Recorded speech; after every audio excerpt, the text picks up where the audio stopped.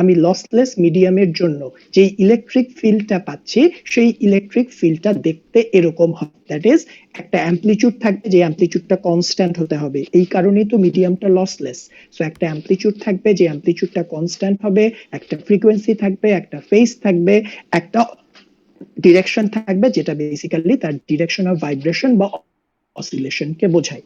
So যে last ক্লাসের derivation কিছুই মনে রাখতে পারো নাই, বিকজ আমি জানি তোমরা এখন অনেক ব্যস্ত এই সময়টায়। সো আজকে যারা অ্যাটলিস্ট ক্লাসে অ্যাটেন্ড করছো, শুধুমাত্র এই কথাটুকু মনে রাখো যে একটা লসলেস মিডিয়ামে আমাকে যখন বলা হবে যে what is the electric field for a lossless medium, এখানে লিখি কারণ ওটা টপিকটা ডিফারেন্ট। সো লাস্ট ক্লাসের আলটিমেট ডিসিশন ছিল যে একটা লসলেস মিডিয়ামের জন্য আমি যেই ইলেকট্রিক ফিল্ড পাবো সেই ইলেকট্রিক ফিল্ড হবে, যদি আমি তাই ইনস্ট্যান্টেনিয়াস এক্সপ্রেশন লিখি, তার একটা অ্যাম্পলিটিউড থাকবে, বাট এই অ্যাম্পলিটিউডটা কনস্ট্যান্ট হবে। এটা কখনোই টাইমের রেসপেক্টে বা ডিসটেন্সের রেসপেক্টে চেঞ্জ হবে না। That's why this is lossless. Lossless হওয়ার কারণেই এই ব্যাপারটা হচ্ছে, তোমাকে এই কনসিকোয়েন্সটা মনে রাখতে হবে। আর বাকি তো একটা সিগন্যালের যা থাকা সেটা থাকবেই। সো তার একটা ফ্রিকোয়েন্সি থাকবে এবং সেটা একটা সার্টেন ডিরেকশনে যাবে। সো এটা সার্টেন ডিরেকশনে যাবে, এবং এখানে আমরা বেটা মানে কি সেটাও আমরা এর আগে দেখেছি, এবং সে একটা সার্টেন ডিরেকশনে ভাইব্রেট করবে। যদিও আমরা বারবার এই কোর্সের সিম্পলিসিটির জন্য একটা ডিরেকশনে ভাইব্রেশন দেখি, বাট একটা সিগন্যাল মাল্টিপল ডিরেকশনে ভাইব্রেট করতে পারে। অ্যাজ ফর এক্সাম্পল, আমার কাছে একটা ইলেকট্রিক ফিল্ড থাকলো, ইলেকট্রিক ফিল্ডটা জেড অক্ষে যাচ্ছে, বাট তার একটা পার্ট এইদিকে ভাইব্রেট করে, একটা এইদিকে ভাইব্রেট করে, এরকমও হতে পারে, এবং প্র্যাকটিক্যাল সিচুয়েশন আসলে এরকমই হয়। বাট আমরা যেহেতু একদমই ইনিশিয়াল স্টেজে আছি, উই উইল অ্যাসিউম দ্যাট যে আমার ইলেকট্রিক ফিল্ড আপাতত একটা ডিরেকশনেই ভাইব্রেট করছে, দ্যাট ইজ তার পোলারাইজেশন একটা দিকেই। এবং এখানে আবার ওই একই কথা, যে দুটো টার্মের মধ্যে কালকেই টেস্ট আছে, কনফিউজড হবে না। একটা হচ্ছে পোলারাইজেশন, একটা হচ্ছে ডিরেকশন অফ প্রোপাগেশন। পোলারাইজেশন মানে কোন দিকে কাঁপে, আর ডিরেকশন অফ ভাইব্রেশন মানে হচ্ছে কোন দিকে যায়। তাহলে কোন দিকে কাঁপে সেই ইনফরমেশনটা থাকে ডিরেকশনের মধ্যে, আর কোন দিকে যায় সেই ইনফরমেশনটা থাকে ফেসের মধ্যে। কারণ এটা কনফিউজ হওয়াটা খুবই নর্মাল, এটা অ্যাবনর্মাল কোনো ইস্যুস না যে তুমি এখানে কনফিউজ হয়ে যাচ্ছ, ভুল করছো। And that's why I am repeating myself again and again and again. So অনেকে হয়তো অ্যানয়েড হচ্ছ, বাট খেয়াল করে দেখবা তুমি ভুলও করছো। Alright, so let's take some question, then we will move ahead with this knowledge only. তাহলে লাস্ট ক্লাসে যে কিচ্ছু বোঝো নাই, যে কোনোই মনোযোগ দিতে পারো নাই, let's start from here. যে লসলেস মিডিয়ামের ইলেকট্রিক ফিল্ডের এক্সপ্রেশন এরকম হবে, বাট এটা যে লসলেস মিডিয়ামের ইলেকট্রিক ফিল্ড তুমি বুঝবা কেমনে করে? অ্যাম্পলিটিউড কনস্ট্যান্ট থাকবে, অ্যাম্পলিটিউডের পার্টটার মধ্যে কোনো ভেরিয়েশন থাকবে না, কোনো সাইন থাকবে না, কোনো কস থাকবে না। সাইন কস থাকলে ওখানে কোনো, সোজা কথা সাইন কস দিয়ে চিন্তা করো না, কোনো টি থাকবে না, কোনো এক্স ওয়াই জেড কিছু থাকবে না। এরকম যদি থাকে তাহলে আমি বলতে পারি যে আমাকে যে ইলেকট্রিক ফিল্ডটা প্রোভাইড করা হয়েছে, that is expressing a wave that is flowing through a lossless medium. Okay, let's take some question. 172048. G sir, আমার কোয়েশ্চেনটা ছিল যে আমরা যখন স্পেস থেকে কোনো সিগন্যাল পাঠাই, সেই সিগন্যালটা কি টেম্পারেচারের কারণে কোনো এনার্জি লস হয় কিনা? টেম্পারেচারের কারণে কোনো এনার্জি লস হয় কিনা? ইয়েস, হতে পারে। তার কারণ হচ্ছে টেম্পারেচারের কারণে যেটা হবে, তোমার মেটেরিয়ালের মিডিয়াম প্রপার্টি গুলো চেঞ্জ হয়ে যায়। যেমন আমি জাস্ট খুব ছোট যদি একটা এক্সাম্পল দেই, জাস্ট এই কোয়েশ্চেনটা ভালো একটা, that is a very good question, যে টেম্পারেচারের এয়ার ফ্রিকশনের কথা স্যার, এয়ার ফ্রিকশনে কিছু হয়? এয়ার ফ্রিকশন ব্যাপারটা আর একটু জটিল দিকে চলে গেল। Let's not go there. So ফার্স্টে ওর কোয়েশ্চেনটা খুবই স্ট্রেইট ফরওয়ার্ড, আমরা ওটার আনসার দিয়ে নেই, তারপরে আমরা এটার ব্যাপারে কথা বলি। তো জাস্ট এখানে খেয়াল করো যে কোয়েশ্চেনটা করেছে, কোয়েশ্চেনটা ভালো। সো যেহেতু ভিডিও দেওয়া থাকবে, তোমরা কোয়েশ্চেনটাতে একটু ফোকাস করো, কারণ এটা আসলে তোমাকে এক কোর্সের সাথে আরেক কোর্সের লিঙ্কেজ এস্টাবলিশ করে।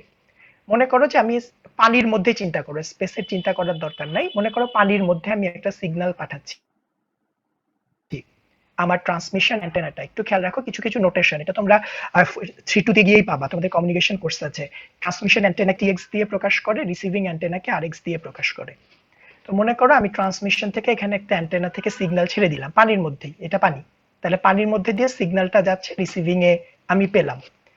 তো এখন পানির মধ্যে দিয়ে সিগন্যালটা কিভাবে করে যাবে, এটা কি লসলেস হবে না লসি হবে, সেগুলো অনেক কিছুর উপরে ডিপেন্ড করবে। পানির সিগমা আছে কিনা, পানির এপসাইলন আর এর ভ্যালু কত, মিউ আর এর ভ্যালু কত, এগুলোর উপরে ডিপেন্ড করবে। এখন ও যে কোয়েশ্চেনটা করেছে যে আমি if I am not wrong 48, তুমি আমাকে এনশিওর করো যে যদি পানির তাপমাত্রা পরিবর্তন হয়ে যায় তাহলে কি হবে, ইজ দ্যাট দ্য কোয়েশ্চেন? তাপমাত্রা পরিবর্তন হলে তো তাহলে এনার্জি লস। এনার্জি লস হবে কি হবে না, এটা তুমি জানতে চাচ্ছ? জি স্যার। যদি আমার মিডিয়ামের তাপমাত্রা পরিবর্তন হয় এনার্জি লস হবে কি হবে না? জি স্যার, এটাই। Okay fine. এখন আমি ধরলাম যে সাপোজ আমি এই সিগন্যালটা পাঠাচ্ছি অ্যাবসলিউট জিরো টেম্পারেচারে। অ্যাবসলিউট জিরো টেম্পারেচারে পানির কন্ডাক্টিভিটি আসলেই জিরো, পানিতে কোনো কারেন্ট ফ্লো করে না অ্যাবসলিউট জিরো টেম্পারেচারে। যদি ধরে নিলাম যে অ্যাস্ট্রোলির দরকার নেই, বিকজ রাইট নাও এটা নিয়ে আবার কথা বলতে গেলে সাইন্টিফিক কথা হয়ে যাবে যে অ্যাবসলিউট টেম্পারেচার আসলেই জিরো কিনা। তো ধরে নিচ্ছে যে অ্যাবসলিউট টেম্পারেচারে পানির কন্ডাক্টিভিটি অলমোস্ট জিরো অথবা পানির কন্ডাক্টিভিটি অনেক বেশি। এইখানে এক্সাক্ট টেম্পারেচার বলার দরকার নেই, মনে করো T1 একটা টেম্পারেচার, T1 টেম্পারেচারে পানির কন্ডাক্টিভিটি জিরো। তাহলে T1 টেম্পারেচারে যদি পানির কন্ডাক্টিভিটি জিরো হয় তাহলে বলতো এই অবস্থায় পানি লসলেস না লসি? পানি লসলেস না লসি? লসলেস।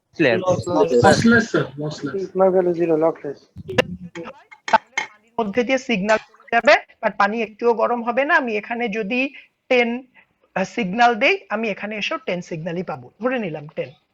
এখন যেটা হয় যে পানির টেম্পারেচারটা পরিবর্তন হয়ে গেল কোনো কারণে, পানির টেম্পারেচারটা এবার T2 হয়ে গেল।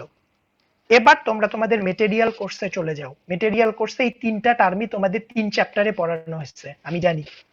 সো এই তিনটা টার্মই কিন্তু temperature dependent. Conductivity temperature dependent, epsilon dielectric constant temperature dependent, mu is also a temperature dependent term. সবাই টেম্পারেচারের রেসপেক্টে চেঞ্জ হয়, কন্ডাক্টিভিটিও চেঞ্জ হয়। তাহলে এবার তুমি আমাকে আনসার দাও যে কিছুক্ষণ আগে পানি যেটা লসলেস ছিল এবার টেম্পারেচার চেঞ্জ হলে তার কন্ডাক্টিভিটি পরিবর্তন হবে, তাহলে এবার পানি কি লসলেস থাকবে না লসি হয়ে যাবে? লসই হয়ে যাবে। লসই হয়ে যাবে। সাপোজ পার্টিকুলার কোন টেম্পারেচারে কোন জায়গায় হবে তার জন্য আমাকে মেটেরিয়াল সায়েন্সের ডিটেইলস অ্যানালাইসিস করতে হবে, বাট তখন আলটিমেটলি তখন কিন্তু লস হতে পারে। সো এটা সবসময় খেয়াল রাখতে হবে যে একটা সিগন্যাল যখন মিডিয়ামের মধ্যে দিয়ে যায়, মিডিয়ামের এই তিনটা প্রপার্টি সবকিছু ঠিক করে দেয়। একটা হচ্ছে সিগমা তার কন্ডাক্টিভিটি, একটা হচ্ছে তার ডাইইলেকট্রিক কনস্ট্যান্ট অথবা যেটাকে আমরা ইলেকট্রিক পারমিয়াবিলিটি বলি, আরেকটা হচ্ছে ম্যাগনেটিক পারমিটিভিটি। সো এই তিনটা কি অবস্থা হয় সেটার উপরে ডিপেন্ড করে। এবং 48 যে 1748 যে কোয়েশ্চেনটা করলো, এই তিনটা property temperature dependent. So temperature change হলে তিনটা প্রপার্টি চেঞ্জ হয়ে যায়। সো তুমি এক এক ধরনের টেম্পারেচারে সিগন্যালের প্রপাগেশন এক এক রকম পাবা। সাপোজ তুমি ল্যাবে যখন কাজ করছো, তোমার ল্যাবের এনভায়রনমেন্ট, সাপোজ তুমি একটা অ্যান্টেনা বানাচ্ছো এবং দেখছো তোমার অ্যান্টেনার পারফরমেন্স খুবই ভালো, বাট ওই অ্যান্টেনাটা নিয়ে তুমি কানাডায় লাগাই দিলা, কানাডায় ফ্রিজিং টেম্পারেচারে অ্যান্টেনা কাজই করতেছে না, হইতেই পারে। এই কারণে প্রতিটা যখন আমরা কোনো একটা ডিভাইস বানাই তখন ওখানে টেম্পারেচার প্যারামিটারস গুলো বলে দিতে হয় যে আমি ল্যাবে যে টেম্পারেচারে টেস্ট করেছি সেটা এই টেম্পারেচারে ছিল, রুম টেম্পারেচারে ছিল, বাট এটা আমি মরুভূমিতে নিয়ে গেছি, তার পারফরমেন্স চেঞ্জ হয়ে গেছে, অ্যান্টেনার পারফরমেন্স চেঞ্জ হয়ে গেছে, কিছুই পাই না অথবা বেশি পাই এখন। আর এইটাকেই যখন আমি কানাডার কোন একটা কোম্পানিকে বিক্রি করেছি, ও আমরা গাইলায় আমার কিছু রাখে নাই, কারণ ওটা কাজই করে না, কারণ কানাডার ফ্রিজিং টেম্পারেচার, সাপোজ কানাডার উইন্টারে অ্যালবার্টায় ফ্রিজিং টেম্পারেচার, সেই টেম্পারেচারে ওই অ্যান্টেনা কাজই করতেছে না। সো এটা টোটালি ওই প্যারামিটারস গুলো খেয়াল রাখতে হয়। So that's why that was A very good question যে আমাদের মিডিয়াম টোটালি এই তিনটার উপরে ডিপেন্ড করে, এবং এই কারণে আমরা মেটেরিয়াল কোর্স পড়ি যে প্রতিটা কোর্স আসলে ইন্টারলিঙ্কড। সো মেটেরিয়াল কোর্সে তোমাদেরকে এইটা শেখানো হয় যে কিভাবে করে টেম্পারেচারের সাথে সিগমা চেঞ্জ হয়, ওই যে তোমাদের কি কি রুলস যেন আছে, ম্যাথিসেন্স রুল এন্ড হাবিজাবি, আমি অনেক আগে পড়াইতাম ভুলে গেছি। তারপরে ডাইইলেকট্রিক কনস্ট্যান্স আছে, ডিবাই কনস্ট্যান্ট বা ডিবাই রুল আছে, মিউ আর টেম্পারেচারের রেসপেক্টে কিভাবে চেঞ্জ হয়, এগুলো তোমাদের ইনশাআল্লাহ আই থিংক তোমাদেরকে শেখানো হয়েছে। সো এই জিনিসগুলো কিন্তু আসলে আমাদের সিগন্যালস এর জন্যই লাগে। যদি তুমি মনে করো যে সাপোজ আমি সিগন্যালস এর ইঞ্জিনিয়ার হতে চাই, সো আমাকেও তখন কিন্তু এই জিনিসগুলো জানা থাকতে হবে এবং এগুলো ইমপ্লিমেন্ট করতে পারতে হবে। Okay, let's take another question, 66। Sorry, এর আগের ক্লাসে আমরা একটা ম্যাথে বাতাসকে সিগমা জিরো কনসিডার করছিলাম, আসলে কি স্যার বাতাসের কন্ডাক্টিভিটি 0 হতে পারে? বা কোনো মিডিয়াম সিগমা 0 হতে পারে বাতাস বাস্তবে? হ্যাঁ, বাতাসের conductivity we said close to zero, কিন্তু এটা টোটালি অনেক কিছুর উপরে ডিপেন্ড করে। বাতাসের হিউমিডিটি কেমন, হিউমিডিটি বেশি হলে কিন্তু কন্ডাক্টিভিটি বাতাসের বেড়ে যায়। সো এটা টোটালি ডিপেন্ড করবে যে বাতাসটা কেমন, ড্রাই এয়ার কিনা। তুমি যদি মরুভূমিতে থাকো তাহলে তোমার এয়ারের কন্ডাক্টিভিটি একরকমের হবে। তুমি মরুভূমিতে থাকার দরকার নাই, তুমি ঢাকা শহরেই আছো অথবা তুমি তোমার এলাকাতে আছো, আজকে বৃষ্টি হচ্ছে না তাহলে একরকম কন্ডাক্টিভিটি থাকবে। আজকে বৃষ্টি হচ্ছে, যে আমরা হিউমিডিটি বলি, আর্দ্রতা। সো আর্দ্রতা অ্যাকচুয়ালি মনে হয় যে আবহাওয়াবিদদের কাজ, বাট ওই আবহাওয়াবিদদের ইনফরমেশন কিন্তু আমরা ইউজ করি, কারণ আমাকে ওভাবে করে ট্রান্সমিশনের কাজ করতে হয়। সো এই কারণে বাতাসের কন্ডাক্টিভিটি আমরা বলেছিলাম যে বাতাসের কন্ডাক্টিভিটি যদি আমি প্র্যাকটিক্যালি চিন্তা করি very much close to zero. এই কারণে বাতাসকে আমরা লসলেস মিডিয়ামের চিন্তা করতে পারি, ইমাজিন করতে পারি যে ইয়েস বাতাস can be considered as a lossless medium. But yes, it also depends on many factors, specially humidity. Humidity বাতাসকে খুবই এফেক্টেড করে, এবং হিউমিডিটি বাতাসকে তোমার তার সব প্রপার্টি পরিবর্তন করে দেয়। যেমন তুমি জাস্ট নর্মালি চিন্তা করো যে আমরা ছোটবেলায় পড়ছিলাম যে তোমার শরীর ভেজা থাকলে তুমি শক খাও বেশি। সো দ্যাটস দ্য কারণ, বিকজ তোমার পানির কন্ডাক্টিভিটি তো হায়ার। সো তুমি আমার হাতটা ড্রাই, এই অবস্থায় আমি যদি এখন কোন একটা পয়েন্টে ধরি তাহলে আমি যে পরিমাণ শক না খাবো, আমার হাতটা যদি ভেজা থাকে তাহলে কিন্তু আমার শক খাওয়ার চান্স বেশি হবে। কেন? বিকজ হিউমিডিটির কন্ডাক্টিভিটি হায়ার। সো আমার বডিতে যখন হিউমিডিটি আছে, আমার হাতে যখন পানি দিয়ে ভেজানো আছে, তখন কিন্তু আমার হাতে নর্মালি যতটুকু কন্ডাক্টিভিটি থাকে পানিতে থাকার কারণে কন্ডাক্টিভিটি বেড়ে যায়। সো তখন আমার মধ্যে দিয়ে বেশি কারেন্ট ফ্লো করবে। আর যদি সিগন্যালস এর কথা বলি, ইয়েস, তখন আমার মধ্যে দিয়ে সিগন্যালসটা বেশি লসই হবে, যে সিগন্যালটা যখন যাবে তখন নষ্ট হয়ে যাবে বেশি। That's it. স্যার ওয়েভ যে বাতাসটা গরম করে, তো এটা কি লস না? কোনটা? ওয়েভ? হ্যাঁ, যে বাতাসটা গরম করে, দিস ইজ এ লস। কোন একটা ওয়েভ যাওয়ার কারণে যদি তোমার বাতাস গরম হয়ে যায়, yes, then this is a loss. যে তোমার একটা টাওয়ার থেকে টাওয়ারে সিগন্যাল যাচ্ছে, তখন বাতাসটা গরম হয়ে যাচ্ছে, that is considered as a loss. Alright, so এবার আমরা আমাদের পরেরটাতে চলে আসি। সো আমাদের আলটিমেট ডিসিশন হচ্ছে এইটা, যে আমরা লসি মিডিয়ামের জন্য, লসলেস মিডিয়ামের জন্য ইলেকট্রিক ফিল্ড যা পেয়েছি সেই ইলেকট্রিক ফিল্ড এইটা, এবং যার মধ্যে সবচেয়ে ইম্পর্টেন্ট ইনফরমেশন হচ্ছে এখানে তার অ্যামপ্লিটিউড কনস্ট্যান্ট থাকবে। ইলেকট্রিক ফিল্ডটা সামনে আগিয়ে যাবে, তার কোনো অ্যামপ্লিটিউডের পরিবর্তন হবে না, সেটা এমপ্লাই করে তার কোনো এনার্জি লস হবে না, বাকি আর কিছু দরকার নেই। নাও from this point let's come to another topic, speed of electromagnetic wave। যে একটা ইলেকট্রোম্যাগনেটিক ওয়েভের স্পিড কত, আমি বলছি সে সামনের দিকে যায়, বাট সে কত স্পিডে সামনের দিকে যায় সেটা এবার আমি ডিটারমিন করতে চাচ্ছি তার ম্যাথমেটিক্যাল। বলো স্যার এই যে বলছিলেন যে গরম করে, তাহলে এটাকে আমরা কেন কনসিডার করি না? তাহলে যে কন্ডাক্টিভিটি 0 তারপরে ধরি কেন? কন্ডাক্টিভিটি জিরো কেন ধরি, তার কারণ হচ্ছে বাতাস সবচেয়ে কম গরম হয়। আমাদের এয়ার বা ভ্যাকুয়াম সবচেয়ে বেশি কম গরম হয়, মানে এতগুলো মিডিয়ামের মধ্যে সবচেয়ে কম কন্ডাক্টিভিটি হচ্ছে এয়ার বা ভ্যাকুয়ামের। এই কারণেই তো মনে করো যাদের, যদি আসলেই বাতাস অনেক গরম হতো, মনে করো অনেক বাসার উপরে মোবাইলের টাওয়ার থাকে না, অনেক বাসায় অ্যালাউ হ্যাঁ। করে, অনেকগুলো টাকা পাওয়া যায়, তাহলে তো তারা গরমের চোটে থাকতেই পারতো না। এরকম তো হয় না, তাই না? কারণ ওখান থেকে সবচেয়ে হাই পাওয়ারের সিগন্যাল যায়, প্রতিটা তোমার মোবাইলের টাওয়ার থেকে খুবই হাই পাওয়ার সিগন্যাল যায়। সো ওই হাই পাওয়ার সিগন্যালের কারণে দেখবা যে ওই বাসার গাছপালার খুব ক্ষতি হয়, বাট গরম তো লাগে না। সো দেখা যায় যে অনেক বাসাই বলে যে গাছপালায় আম কমে যায়, যে আমের উৎপাদন কমে গেছে, তারপরে সাপোজ ওই ইয়েতে মৌমাছি কম আসে, এগুলো কিছু ইফেক্ট আছে, সাইড ইফেক্ট আসে, বাট কেউ কিন্তু এই কমপ্লেইন করে না যে আমার গরম লাগে। অনেকে বলে আমার মাথা ব্যথা করে, অনেক বাসাতে আমি কমপ্লেইন শুনেছি যে যাদের বাসায় মোবাইলে টাওয়ার আছে, যারা অ্যালাউ করেছে, ভাড়া দিয়েছে, তাদের অনেকেই কমপ্লেইন করে যে আমার একটু মাথা ব্যথা করে, শরীর খারাপ লাগে ছাদে বেশিক্ষণ থাকলে। তো ওইটুকু কন্ডাক্টিভিটি মানে কনসিডার করতেই হবে তাহলে।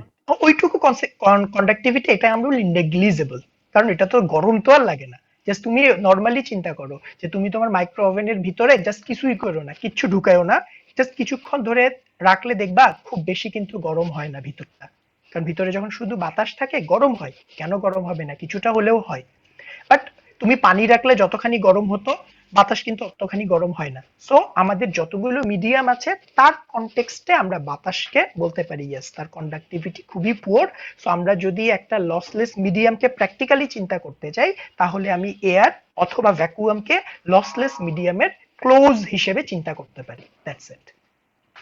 ওকে, তাহলে এবার চলে আসো, now let's talk about the speed of electromagnetic wave. তাহলে স্পিড মানে কি? So what we want to talk about is speed. So এখন কথা হচ্ছে যে আমাদের একটা ইলেকট্রোম্যাগনেটিক ওয়েভ মানে ইলেকট্রিক ফিল্ড অথবা ম্যাগনেটিক ফিল্ড যে কোনো একজনকে নিলেই হবে। সো আমাদের বই যেটা করে এই স্পিডটাকে সে প্রকাশ করে ইউপি দিয়ে। আমরা নর্মালি ভি দিয়ে প্রকাশ করি, বাট এরা ইউপি দিয়ে করে, সো আমরা এই কারণে ইউ ইউজ করলাম। তো এখন দেখো যে আমার ইলেকট্রিক ফিল্ডের স্পিড বলতে আসলে কি বোঝায়, কারণ ওয়েভের স্পিড মানে ইলেকট্রিক ফিল্ডের স্পিড, ওটা মানে ম্যাগনেটিক ফিল্ডের স্পিড। তাহলে দেখো আমার একটা ইলেকট্রিক ফিল্ড যায় কিভাবে করে, দ্যাট ইজ তার প্রপাগেশনটা কেমন। সাপোজ আমি ধরে নিচ্ছি এইটা জেড অ্যাক্সিস, এইটা এক্স অ্যাক্সিস, তাহলে আমার ইলেকট্রিক ফিল্ডের এক্সপ্রেশন বলছে আমার ইলেকট্রিক ফিল্ডটা কাঁপবে এক্স অ্যাক্সিস বরাবর এবং যাবে পজিটিভ জেড অ্যাক্সিস বরাবর। তার মানে ইলেকট্রিক ফিল্ডের প্রপাগেশনটা এরকম, তোমরা একটু মনিটরটা খেয়াল করো, ওয়েবক্যামটা এই এভাবে এভাবে করে কাঁপবে, কাঁপতে কাঁপতে সে পজিটিভ জেড অ্যাক্সিসের দিকে যাবে। নাও স্পিড কোনটা? এখানে তো তার দুই রকমের মোশন আছে, একটা মোশন হচ্ছে এই বরাবর মোশন, আরেকটা মোশন হচ্ছে যে সে সামনের দিকে যাচ্ছে। তাহলে যখন আমরা একটা ওয়েভের স্পিডের কথা বলি আমরা কোনটার কথা বলি? আমরা এইটার কথা বলি। এইটা কোনো স্পিড না, কারণ এখানে বেসিক্যালি তার আলটিমেট কোনো মোশন নাই, সে একটুও জায়গা পরিবর্তন করেনি, বাট এই দিকে সে জায়গা পরিবর্তন করেছে। সো যখন আমি স্পিডের কথা বলি, যে আমি একটা ওয়েভের স্পিডের কথা বলছি, তাহলে আমি ওয়েভের কোন স্পিডের কথা বলছি? সে যেই দিকে যাচ্ছে সেই দিকে সে কত তাড়াতাড়ি যাচ্ছে, কত রেট অফ চেঞ্জ হচ্ছে, that is called its speed. তাহলে আমরা যখন একটা ইলেকট্রোম্যাগনেটিক ওয়েভের এই ওয়েভটার জন্য স্পিডের কথা বলবো, ওয়েভ বলতে কিন্তু ইলেকট্রিক ফিল্ড ম্যাগনেটিক ফিল্ড দুটাই, সো এই ইলেকট্রিক ফিল্ডের স্পিডের কথা বলবো, এটা বলতে আমি যা বোঝাচ্ছি সেটা হলো সে জেড অ্যাক্সিসে তার চেঞ্জটা কত, rate of change with Z axis কত, that is called its speed. সে যে এই দিকে এনার্জি ক্যারি করে যাচ্ছে, সে কত তাড়াতাড়ি চলে যাচ্ছে এই সাইডে, এই দিকে কত তাড়াতাড়ি কাঁপছে, এটা তার স্পিড না, এটা বলতে স্পিড বোঝায় না। ওয়েভের স্পিড বলতে বোঝায় যে সে যে এই দিকে যাচ্ছে এই দিকে সে কত তাড়াতাড়ি যাচ্ছে। Role 54 question. স্যার আমাদের কি এমন কোন ওয়েভ আছে যেটা স্ট্রেট লাইন বরাবর যায়, মানে কাপাকাপি ছাড়া? কাপাকা টাইম ভ্যারিং না হলে তো তোমার ওয়েভ তৈরি হবে না, এটা তো চ্যাপ্টারের শুরুতেই ছিল, ফিক্স থেকে তো তৈরি হয় না। ফিক্সড অবস্থায় খেয়াল করে দেখো ম্যাক্সওয়েলস ইকুয়েশন সব হাওয়া হয়ে যাবে। জাস্ট তুমি চলে আসো ম্যাক্সওয়েলস ইকুয়েশনে চলে আসো, যদি টাইমের রেসপেক্টে কোনো পরিবর্তন না হয় তাহলে এই পার্টটা বাদ পড়ে যাবে, কারণ এই যে ওমেগা আসছে টাইমের রেসপেক্টে পরিবর্তনের জন্য, এই পার্ট জিরো এই পার্ট জিরো, ম্যাক্সওয়েলস ইকুয়েশন পুরাটাই জিরো। সো যে স্ট্রেট লাইনে যায় কাপাকাপি করে না সে তোমাকে কিচ্ছু দিতে পারবে না, তোমাকে অবশ্যই টাইমের রেসপেক্টে পরিবর্তন থাকতে হবে, আদারওয়াইজ ম্যাক্সওয়েলস ইকুয়েশনই নাই, সবকিছুই জিরো। প্রফেসর ভালো তো হইলো, কোনো ক্যালকুলেশন করা লাগলো না। তুমি যখন ক্যালকুলেশন করলা না তোমার কোনো ইঞ্জিনিয়ারিংও করা লাগলো না, যখন তুমি কোনো ইঞ্জিনিয়ারিংও করলা না তোমার কোনো ভাত নাই, তোমার পড়াশোনা করে কোনো লাভ নেই। সো কাপাকাপি থাকতে হবে। Alright, I can take another question. 105 105 sir এই বিষয়টা স্যার আবার বলা যাবে স্যার? ওটা স্পিডেরটা, স্পিড। লাস্টে জি স্যার। Okay fine. স্পিডের কথা আমি যেটা বললাম খুব প্লেন অ্যান্ড সিম্পল, যে আমি যদি আমার এই ইলেকট্রিক ফিল্ডটা খেয়াল করি, এই ইলেকট্রিক ফিল্ডটা এক্স অক্ষ বরাবর কাঁপে, ধরে নাও এইদিকে এক্স অক্ষ এইদিকে জেড অক্ষ, তাহলে ইলেকট্রিক ফিল্ডটা এক্স অক্ষ বরাবর কাঁপে এবং কাঁপতে কাঁপতে কাঁপতে কাঁপতে সে জেড অক্ষ বরাবর যায়। তাহলে এখন নর্মালি স্পিড বলতে আসলে দুই রকমের মোশন কিন্তু দেখা যাচ্ছে, একটা হচ্ছে এক্স অক্ষ বরাবর কাঁপছে, এটাও তো একটা মোশন, এবং সে জেড অক্ষ বরাবর যাচ্ছে, এটাও একটা মোশন। আমরা ওয়েভের স্পিড বলতে কোনটা বুঝি? ওয়েভের স্পিড বলতে বোঝানো হয় সে যে সামনের দিকে যায় কত স্পিডে সে সামনের দিকে যায়, that is called speed of a wave. তাহলে এখানে স্পিড বলতে আমাদের ডিএক্স ডিটি না, কারণ এক্স অক্ষ বরাবর তো সে যাচ্ছে না, সে কাঁপছে। সো এখানে স্পিড বলতে বুঝাবে ডিজেড ডিটি, যে সে যেই দিকে যাচ্ছে সেই দিকে তার রেট অফ চেঞ্জটা কত, that is called speed. So এবার আমরা এটা বের করতে চাই, তাহলে এটা বের করতে গেলে আমাদের যা লাগবে, জাস্ট লাস্ট ক্লাসের এই জায়গাটা একটু খেয়াল করো, যেমন আমাদের এই যে পয়েন্টটা আমরা লাস্ট ক্লাসে এক্সাম্পল দিয়েছিলাম যে যখন ওমেগা টি ইকুয়াল টু 0, আমি যদি এই জায়গাটায় থাকি, যখন সময়টা একটু বাড়বে তখন আমি এই জায়গাটায় চলে আসব। যখন সময়টা আরেকটু বাড়বে আমি এই জায়গাটায় চলে আসব। দ্যাট ইজ, ব্যাপারটা হচ্ছে এরকম যে আমি ওয়েভের মাথায় দাঁড়ায় আছি, সো আমি কিন্তু কখনো নিচে নামবো না, আমি সবসময় দেখবো আমি এই দিক বরাবর যাচ্ছি। সো আলটিমেটলি যেটা হয়, এই কথাটা হয়তো একটু বুঝতে কষ্ট হবে, তো জাস্ট তাহলে আপাতত আমাকে বিশ্বাস করো, পরে ধীরে ধীরে এটা বুঝে যাবা। সেটা হচ্ছে একটা ওয়েভের একটা পয়েন্টে যে পার্টিকুলার ফেস আছে, টোটাল ফেস, এই টোটাল ফেস কখনো চেঞ্জ হয় না। টি চেঞ্জ হয়, জেড চেঞ্জ হয়, বাট আলটিমেটলি তার যে টোটাল ফেসটা থাকে, তার টোটাল ফেস কখনো চেঞ্জ হয় না। সো একটা ওয়েভের টোটাল ফেজ বলতে এই পুরাটাই বোঝায়, কজের সাথে যে টোটাল অ্যাঙ্গেলটা থাকে, এই টোটাল অ্যাঙ্গেলটাকে বলা হয় তার টোটাল ফেজ। তাহলে যে এই কথাটা বুঝতে পারো নাই, আপাতত বোঝার দরকার নাই, ট্রাস্ট মি। সেটা হলো যে আমার কাছে যদি একটা ট্রাভেলিং ওয়েভ থাকে, সেই ট্রাভেলিং ওয়েভের যে টোটাল ফেজ থাকবে, that total phase remains constant. So এখন আরেকটা টার্মের সাথে একটু কনফ্লিক্ট করবে। এর আগে ফেজ বলতে আমরা বেটা জেড শুধুমাত্র এই পার্টটা বুঝেছিলাম, টোটাল ফেজ বলতে এই পুরাটা বোঝায়, টাইম সহ বোঝায়। আমরা ফেজারে কনভার্ট করার জন্য ফেজ বলতে এতটুকু বুঝেছি। বাট যদি আমি টোটাল ফেজ, এটাকে আরেক ভাষায় বলে ইনস্ট্যান্টেনিয়াস ফেজ, যে টাইম সহ আমি ফেজটা দেখতে চাচ্ছি, তার মানে কজের সাথে যতটুকু টোটাল অ্যাঙ্গেলটা থাকে, that is called the total phase of a wave. এবং এটা খেয়াল রাখতে হবে for a travelling wave, or travelling wave মানে কিন্তু যেটা সামনের দিকে যায়। সো ইলেকট্রোম্যাগনেটিক ওয়েভ অবশ্যই travelling wave. For a travelling wave total phase remains constant. তাহলে আমরা একটু আগে যে ইলেকট্রিক ফিল্ডটা বের করেছি, তার টোটাল ফেজ ছিল omega T minus beta Z, এটা কনস্ট্যান্ট থাকবে। সো যেহেতু আমি স্পিড বের করতে চাই, তাহলে এবার এটাকে টাইমের রেসপেক্টে ডিফারেন্সিয়েট করি। সো ফার্স্ট টার্মকে যদি ডিফারেন্সিয়েট করি কি পাবো? ওমেগা। এবার বলো সেকেন্ড টার্মকে ডিফারেন্সিয়েট করলে কি পাবো? এটা তো কনস্ট্যান্ট, বাইরে চলে আসবে। জেড কে ডিফারেন্সিয়েট করলে কি ডিজেড ডিটি পাবো? ডিজেড ডিটি পাবো। এবার বলো রাইট সাইড কে ডিফারেন্সিয়েট করলে কি পাবো? টাইমের রেসপেক্টে ডিফারেন্সিয়েট করব, একটা কনস্ট্যান্ট কে টাইমের রেসপেক্টে জিরো পাবো। তাহলে এবার খেয়াল করো, একটু আগেই আমি স্পিড কে ডিফাইন করে রেখে আসছি, যেহেতু আমার ওয়েভ জেড দিকে যায়, তাহলে এই ডিজেড ডিটি মানে হচ্ছে তার speed. So this is the wave speed is equal to 0। তাহলে এবার এখান থেকে আমরা বলতে পারি u p is equal to omega divided by beta. So this is one expression for wave speed. So this is the expression of wave speed. So এবার এটাকে আরেকটু সিম্পলিফাই করি, আমরা কিন্তু একটা বেটার ডেফিনেশন জানি। সো তোমাদের মনে আছে কি নাই, আমাদের বেটার ডেফিনেশনটা ছিল এরকম, omega root over absolute naught হ্যাঁ এপসিলন একই কথা, গুণ হিসেবেই তো আছে, মিউ আর মিউ নট, এপসাইলন আর এপসাইলন নট। এবার এটা এখানে বসাই দেই, তাহলে এখান থেকে যা পাওয়া যায় সেটা হচ্ছে wave speed will be omega, নিচে থাকলো omega root over mu R mu naught epsilon r epsilon naught. So from here what you can see that the frequency is cancelled. So now what we have finally found is wave speed is 1 divided by root over mu r mu naught epsilon r epsilon naught. A very important relationship in wave electromagnetic wave study, that is the speed of electromagnetic wave এই formula দিয়ে determine হয় always, সব সময়।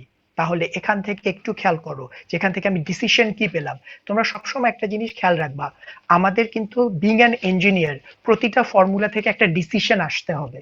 যে কোনো course থেকে আমাকে জানতে হবে পাইলামটা কি, কারণ আমরা ইঞ্জিনিয়ার, আমরা থিওরিটিক্যাল কাজ করি না, আমাদেরকে প্র্যাকটিক্যাল কাজ করতে হয়। সো প্র্যাকটিক্যাল কাজ করতে গেলে আমাকে প্রতিটা অঙ্কেরই একটা আউটপুট আসতে হবে। সো এই যে এক্সপ্রেশনটা পেলাম, এখান থেকে আমি কি পেলাম বা এটা আমার আলটিমেট আউটপুটটা কি সেটা জানতে হবে। তো এখান থেকে খেয়াল করে দেখো যে আমাদের প্রথম যা গেইন, এই ইকুয়েশন থেকে, সেটা হচ্ছে speed of an electromagnetic wave depends on medium. মিডিয়ামের উপরে ডিপেন্ড করে, কারণ মিউ আর আর এপসাইলন আর মিডিয়াম প্রপার্টি না, এটা টোটালি মিডিয়াম প্রপার্টি। সো এটা মিডিয়ামের উপরে ডিপেন্ড করে, ফার্স্ট থিং। এবার খুবই ইম্পর্টেন্ট আরেকটা জিনিস আমি পেয়েছি, সেটা হচ্ছে the speed of electromagnetic wave does not depend on frequency. ফ্রিকোয়েন্সির ওপরে ডিপেন্ড করে না। এবার সেকেন্ডটা দিয়ে শুরু করি। এই কথাটার মানে কি, ফার্স্ট কথাটা একটু পরে আসি। এই কথাটার মানে হচ্ছে যে তোমার কাছে একটা মাইক্রোওয়েভ আছে এবং তোমার কাছে একটা সাপোজ আইআর আছে, ইনফ্রারেড আছে, ইনফ্রারেড সিগন্যাল আছে। এবার এদের দুইজনকেই আমি বললাম তোমরা দুইজনই পানির মধ্যে দিয়ে যাবা, বলো কার স্পিড বেশি কার স্পিড কম? সেমই তো হবে স্যার। ভেরি গুড, দুইজনের স্পিডই কিন্তু সেম হবে। সো এবার যদি আমি তোমাদেরকে জাস্ট এখান থেকে কোয়েশ্চেন করি যে বলো কার স্পিড বেশি, তাহলে মাইক্রোওয়েভের পানির মধ্যে স্পিড যা হবে, আমাদের আইআর, এটা মাইক্রো বলতে আমি এটা বুঝাইছি, মাইক্রোওয়েভের স্পিড যা হবে আমাদের আইআর ওয়েভেরও স্পিড কিন্তু হুবহু তাই হবে। So have you got me? So এইটা হচ্ছে আমাদের ফার্স্ট ডিসিশন, যেটা আমরা এখান থেকে আনতে পারি, যে আমাদের ইলেকট্রোম্যাগনেটিক ওয়েভের স্পিড ফ্রিকোয়েন্সির উপরে ডিপেন্ড করে না। যে কোনো ইলেকট্রোম্যাগনেটিক ওয়েভ চিন্তা করো, এটা ফ্রিকোয়েন্সির উপরে ডিপেন্ড করে না। সো তোমার মাইক্রোওয়েভের স্পিড যা হবে আইআর এরও তাই হবে, ভিজিবল লাইটেরও তাই হবে, গামারেরও তাই হবে। এবং আমরা বাট সেকেন্ডে যদি আসি, এটা মিডিয়ামের উপরে ডিপেন্ড করে। So it depends on medium. তাহলে মিডিয়াম মানে কি, যে এবার আমি তোমাকে যদি বলি যে আমার কাছে একটা মাইক্রোওয়েভ আছে, আচ্ছা বলবো কেন? Let's take a bonus question. সবাই প্রাইভেট চ্যাটে চলে যাও, সবাই প্রাইভেট চ্যাটে চলে যাও। Let's take a very quick question. সবাই প্রাইভেট চ্যাটে চলে যাও। I think you are ready. The question is, আমার কাছে একটা মাইক্রোওয়েভ আছে, সেই মাইক্রোওয়েভটা পানি থেকে বাতাসে আসলো, মাইক্রোওয়েভটা পানি থেকে বাতাসে আসলো। কোয়েশ্চেন ইজ, পানি থেকে বাতাসে আসাতে তার স্পিড বাড়বে না কমবে? তোমরা আনসার দিবা increase or decrease. Let me repeat the situation again. আমার কাছে একটা মাইক্রোওয়েভ আছে, this is water and this is air. একটা মাইক্রোওয়েভ পানি থেকে বাতাসে আসলো। দ্য কোয়েশ্চেন ইজ, তার স্পিড বাড়বে না কমবে না সেম থাকবে? সো তিনটা option, increase, decrease, same. I'll give not more than 20 seconds.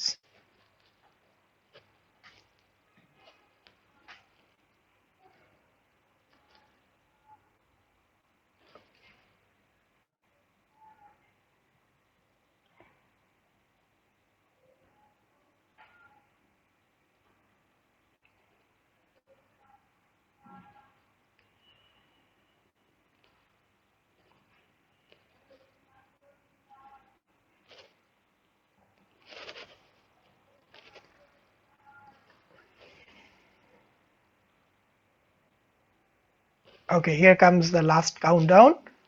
5, 4, 3, 2, 1, and we are done. Alright, so তিন রকমেরই আনসার পাওয়া গেছে। সো আনসার বলো। মাইক্রোওয়েভ পানি থেকে বাতাসে আসলো। সো আমরা এবার সিচুয়েশনটা স্টাডি করি তোমাদের কাছ থেকে শোনার আগে। সো আমার এখানে পানি ছিল, সো দিস ইজ ওয়াটার, সেখান থেকে সে এয়ারে এসছে। So let's take a microwave. So আমার একটা মাইক্রোওয়েভ এখানে ছিল, সে এখান থেকে এখানে চলে আসবে। তাহলে এখান থেকে এখানে চলে আসলে তার মিডিয়াম চেঞ্জ হচ্ছে কি হচ্ছে না? মাইক্রোওয়েভের মিডিয়াম চেঞ্জ হচ্ছে কি হচ্ছে না? মিডিয়াম চেঞ্জ হচ্ছে স্যার। মিডিয়াম হলে মাইক্রোওয়েভের স্পিড চেঞ্জ হবে কি হবে না? এটার আগে আনসার দাও। কমা বাড়া পরে চেঞ্জ হবে কি হবে না? হবে স্যার। হবে স্যার। চেঞ্জ হবে চেঞ্জ হবে। হবে স্যার। পারা কমার চিন্তা পড়ে, বাট বেশ কিছু আনসার সেম পাওয়া গেছে। সো যারা সেম পেয়েছো তারা কি যারা সেম দিয়েছো তারা কি এটা বুঝতে পেরেছো কিনা যে সেম তো থাকবে না। সিগন্যাল ফ্রিকোয়েন্সি ফিক্সড আছে, ফ্রিকোয়েন্সির সাথে তো ডিপেন্ডই করে না, সো ফ্রিকোয়েন্সি নিয়ে তো চিন্তাই নাই, চিন্তা করতে হবে মিডিয়ামের কি অবস্থা।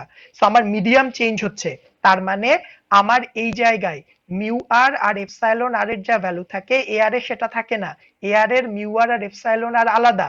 অ্যাজ ফর এক্সাম্পল আমাদের ওয়াটারে এপসাইলন আর এর ভ্যালু হয় অ্যারাউন্ড 80, মিউ আর 1ই থাকে অলমোস্ট।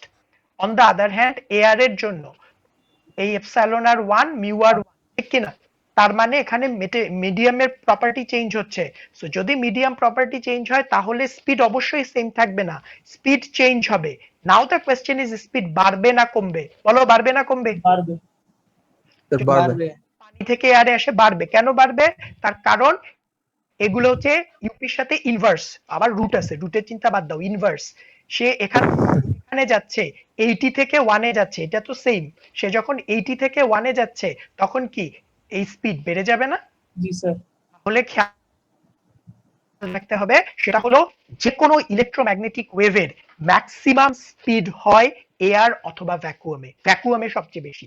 যদি আমরা এয়ার আর ভ্যাকুয়ামকে ইকুইভ্যালেন্টলি ট্রিট করি, সো তুমি এটা সব সময় মাথায় রাখবা যে যে কোনো ইলেকট্রোম্যাগনেটিক ওয়েভের ম্যাক্সিমাম স্পিড পাওয়া যায় air or vacuum. So maximum speed of electromagnetic wave is found in air or vacuum, যেখানে মিউ আর আর এপসাইলন আর এর ভ্যালু সবচেয়ে কম থাকে। সো সেই সবচেয়ে কমটা কত? Epsilon r equal to 1 and mu r equal to 1। এটাই তো সবচেয়ে কম ভ্যালু, এর চেয়ে কম তো কিন্তু হয় না, এর চেয়ে কম হয় না। তাহলে যদি এর চেয়ে কম যদি কাউকে পাওয়া যায় তাহলে ইয়েস আমাদের ওখানে স্পিড আরো কম হবে, আরো বেশি হবে। তাহলে আমরা যদি এবার সেটা বসাতে চাই, তাহলে আমরা একটা ইলেকট্রোম্যাগনেটিক ওয়েভের স্পিড যা পাবো এয়ার আর ভ্যাকুয়ামের জন্য, that is root over epsilon R তো 1, তাহলে এখানে থাকবে মিউ নট এপসাইলন নট। তুমি মিউ নটের ভ্যালু জানো, এপসাইলন নটের ভ্যালু জানো, জানো না? এগুলো এখানে বসায় দাও। সো বসায় দিলে তুমি এয়ারে বা ভ্যাকুয়ামে ক্যালকুলেশন করবে আজকে বাসায়, করলে যা পাবা সেটা অলমোস্ট ইকুয়াল টু আসবে এইটা, 3 ইন্টু 10⁸ মিটার পার সেকেন্ড। এই স্পিড জীবনে কোথাও দেখছো? আলোর গতি। আলো।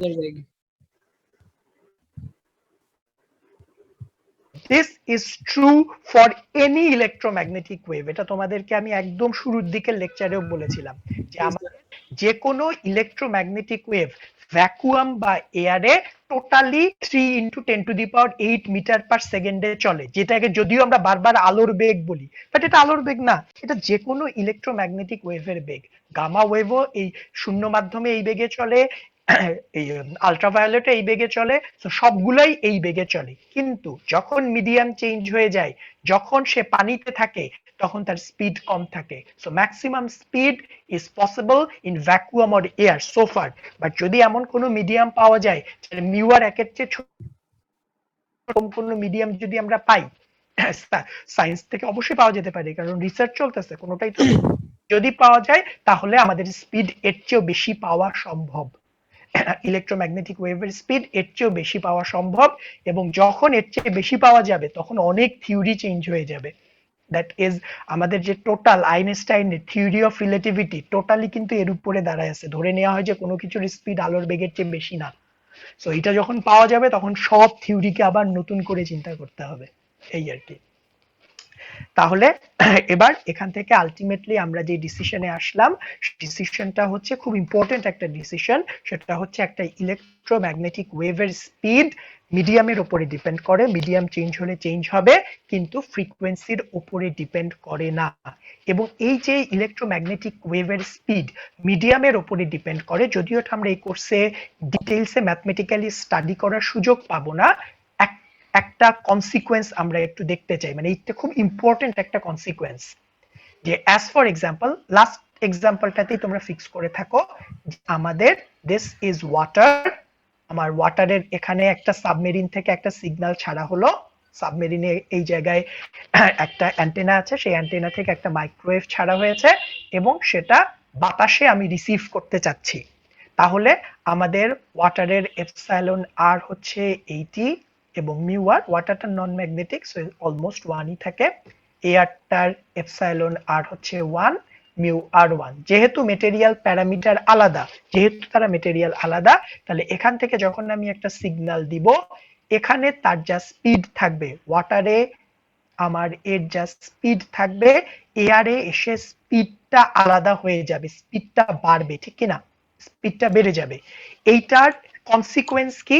এটার কনসিকুয়েন্স হচ্ছে ইলেকট্রোম্যাগনেটিক ওয়েভ, সে যদি স্পিড সেম থাকতো সে আসলে এইভাবে করে চলে যেত। যদি স্পিড সেম থাকতো, রোল 48 একটু মিউট করো, তোমারটা আনমিউট হয়ে আছে। সো যদি স্পিড সেম থাকতো তাহলে সে সরল পথে চলে যেত, বাট যখন মিডিয়াম চেঞ্জ হয় তখন একটা ইফেক্ট হয়। কেউ কি বলতে পারবা ইফেক্টটা কি?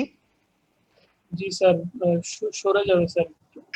সোজা কিন্তু সে যাবে না, সে আলটিমেটলি এভাবে করে চলে সরে যাবে। যাবে, স্যার স্ক্যাটারিং হয়ে যাবে। প্রতিসরণ, ভেরি গুড, এটা রিফ্লেকশন। ইউজ করছে স্ক্যাটার্ড। সো যদি এটাকে আমরা স্ক্যাটার্ড বলি না, but that is a very good word for wave study. So this is called refraction. Refraction হয়, এটা একমাত্র একটাই কারণ, স্পিড চেঞ্জ হয়ে যায়। যে এই জায়গায় যা স্পিড থাকে এই জায়গায় স্পিড বেড়ে গেছে, তাহলে সে অভিলম্ব থেকে বেশি দূরে সরে যাবে। তাহলে সাপোজ আমি ধরে নিচ্ছি, যদি এটা খুব প্র্যাকটিক্যাল এক্সাম্পল না, যে এই আমাদের এই অ্যান্টেনা, এই সাবমেরিনের যে অ্যান্টেনাটা আমাকে সিগন্যাল দিল, আমি সিগন্যালটা রিসিভ করতে যাচ্ছি, ধরে যাচ্ছি একটাই সিগন্যাল দিয়েছে, তাহলে এবার আমি যদি রিসিভারটা এই জায়গাটায় রাখি তাহলে কিন্তু আমি কোনো সিগন্যাল রিসিভ করব না, কারণ মিডিয়াম চেঞ্জ হয়ে গেছে। সো আমাকে রিসিভারটা রাখতে হবে এত ডিগ্রি সরায় এখানে। সো এই পুরো ব্যাপারটাই হয় বিকজ আমার মিডিয়াম যখন চেঞ্জ হয়ে যাচ্ছে, মেটেরিয়াল প্যারামিটার চেঞ্জ হচ্ছে, এবং মেটেরিয়াল প্যারামিটার চেঞ্জ হয়ে যাওয়ার জন্য আমার এখানে সিগন্যালটা তার পথ থেকে সরে যায়, হুইচ ইজ কল্ড রিফ্রাকশন। এবার আমি 74 এর কোয়েশ্চেন নেয়ার আগে আরো একটু বলে নেই, এই যে মিডিয়ামটা চেঞ্জ হয়, এই মিডিয়াম চেঞ্জ হওয়ার জন্য আরো কিছু ইফেক্ট হয়, সাইড ইফেক্ট আসে। সাইড ইফেক্ট কি? যে একটা সিগন্যাল যখন এই জায়গাটায় আসলো, এখান থেকে আসলে কিন্তু ঘটনা ঘটে দুইটা। একটা ঘটনা হচ্ছে যে সাপোজ এখান থেকে একটা সিগন্যাল আসছে, এই সিগন্যালের একটা পার্ট এই দিকে ফেরত চলে আসবে। কেউ কি বলতে পারবে এটার নাম কি? Reflection, reflection. Reflection. total internal প্রতিফলন। Not necessary total internally, reflection হবে। এই যে রিফ্লেকশনটা হয়, তোমাকে যদি বলে কেন রিফ্লেকশন হয়, এটাও মিডিয়াম চেঞ্জ হওয়ার কারণে। মিডিয়াম চেঞ্জ হওয়ার কারণে স্পিড চেঞ্জ হয়, এবং স্পিড চেঞ্জের মেইন ইফেক্টটা হচ্ছে সে সরে যায়। বাট এই মিডিয়াম, আমরা যদি এই কোর্সে আরেকটু সময় পেতাম বা ফার্দার তোমরা যখন এই ওয়েভ নিয়ে ফার্দার স্টাডি করবা, তখনও দেখবা এইটার কারণেই মিডিয়াম চেঞ্জ। মিডিয়াম চেঞ্জ হওয়ার কারণেই ওয়েভটা রিফ্লেক্ট হয়, এবং এটার উপরে মিডিয়ামকে ডিরেক্টলি রিলেট করা যায় যে কার জন্য বেশি রিফ্লেক্ট করবে, কার জন্য কম রিফ্লেক্ট করবে। এটা কিন্তু এই এদের মধ্যে সম্পর্ক আনা যায়। তো আমরা আপাতত ওখানে যাচ্ছি না, ওটাতে সময় লাগবে আমাদের অনেক। আর বাকি যে অংশটা থাকে, সেই বাকি অংশটা মনে করো এখানে আমাদের এর অ্যাম্পলিটিউড ছিল 10, তার মধ্যে 1 এখানে চলে গেছে, বাকি যে 9 অ্যাম্পলিটিউড থাকলো, সেই বাকি 9 অ্যাম্পলিটিউড এখান থেকে চলে যাবে, বেঁকে চলে যাবে, সোজা তো যাইতে পারবে না। তাহলে যেটা হলো, একটা ওয়েভ যখন এক মিডিয়াম থেকে আরেক মিডিয়ামে যেতে নেয়, যে কোনো একটা ওয়েভ যখন এক মিডিয়াম থেকে আরেক মিডিয়ামে যেতে নেয়, এটাকে বলা হয় ইনসিডেন্ট ওয়েভ। এই ইনসিডেন্ট ওয়েভ যখন এক মিডিয়াম থেকে আরেক মিডিয়ামে ট্রান্সফার হতে নেয়, তখন দুইটা ইফেক্ট হয়। একটা ইফেক্ট হচ্ছে এখান থেকে একটা পার্ট রিফ্লেক্ট হয়, this is one of the part, এবং আরেকটা পার্ট রিফ্র্যাক্ট হয়, যেটাকে আমরা ট্রান্সমিশনও বলি। আরেকটা পার্ট হচ্ছে রিফ্রাকশন হয়, এবং রিফ্রাকশন পার্টটাকেই আমরা ওয়েভের ভাষায় ট্রান্সমিশন বলি। বাট রিফ্রাকশনটা কেন ট্রান্সমিশন থেকে আলাদা? ট্রান্সমিশন মানে গেলেই হইলো, বাট রিফ্রাকশন বোঝায় যে সে একই পথে যাবে না, তার পথটা বেঁকে যাবে, দ্যাট ইজ কল্ড রিফ্রাকশন। তাহলে একটা ওয়েভ যখন কোনো এক মিডিয়াম থেকে আরেক মিডিয়ামে যায়, দুই রকমের ইফেক্ট পাওয়া যায়। কিছু ওয়েভ ওখান থেকে রিফ্লেক্ট ব্যাক করে, কিছু ওয়েভ ট্রান্সমিট করে। সো রিফ্রাকশনকে আমরা আরেকটা কথা বলতে পারি, ট্রান্সমিট করে, ট্রান্সমিশন হয়। এবং এই যে কত পার্সেন্ট ট্রান্সমিট করবে, কত পার্সেন্ট রিফ্লেক্ট করবে, এটা খুবই ইম্পর্টেন্ট যারা ওই ফিজিক্স স্টাডি করে। কারণ তুমি চিন্তা করো, এখান থেকে যখন একটা সিগন্যাল পাঠানো হচ্ছে, তোমার রিকোয়ারমেন্ট কি? তুমি চাও 100% সিগন্যাল রিসিভারে আসুক না? 100% তো আসবে না, কারণ মিডিয়াম চেঞ্জ হয়েছে। সো মিডিয়াম যখন চেঞ্জ হবে, কিছু ওয়েভ রিফ্লেক্ট করবে, রিফ্লেকশন কিন্তু তুমি চাও না, এটা একটা লস। সো যখন আমাদের অ্যান্টেনা ডিজাইন করতে হয়, এরকম রিসিভার ডিজাইন করতে হয়, তখন এই ব্যাপারগুলোকে খেয়াল রাখতে হয়। সো মোদ্দা কথা হচ্ছে, এত কথার মধ্যে যারা হারিয়ে গেছো, মোদ্দা কথা হলো যে একটা সিগন্যাল যখন এক মিডিয়াম থেকে আরেক মিডিয়ামে আসে, তখন কিছু সিগন্যাল রিফ্লেক্ট ব্যাক করে, কিছু সিগন্যাল ট্রান্সমিট হয়, বাট যে সিগন্যালটা ট্রান্সমিট হয় সেই সিগন্যাল সোজা যেতে পারে না, আগের পথে থাকে না, সে পথ থেকে বেঁকে যায়, হুইচ ইজ কল্ড রিফ্রাকশন।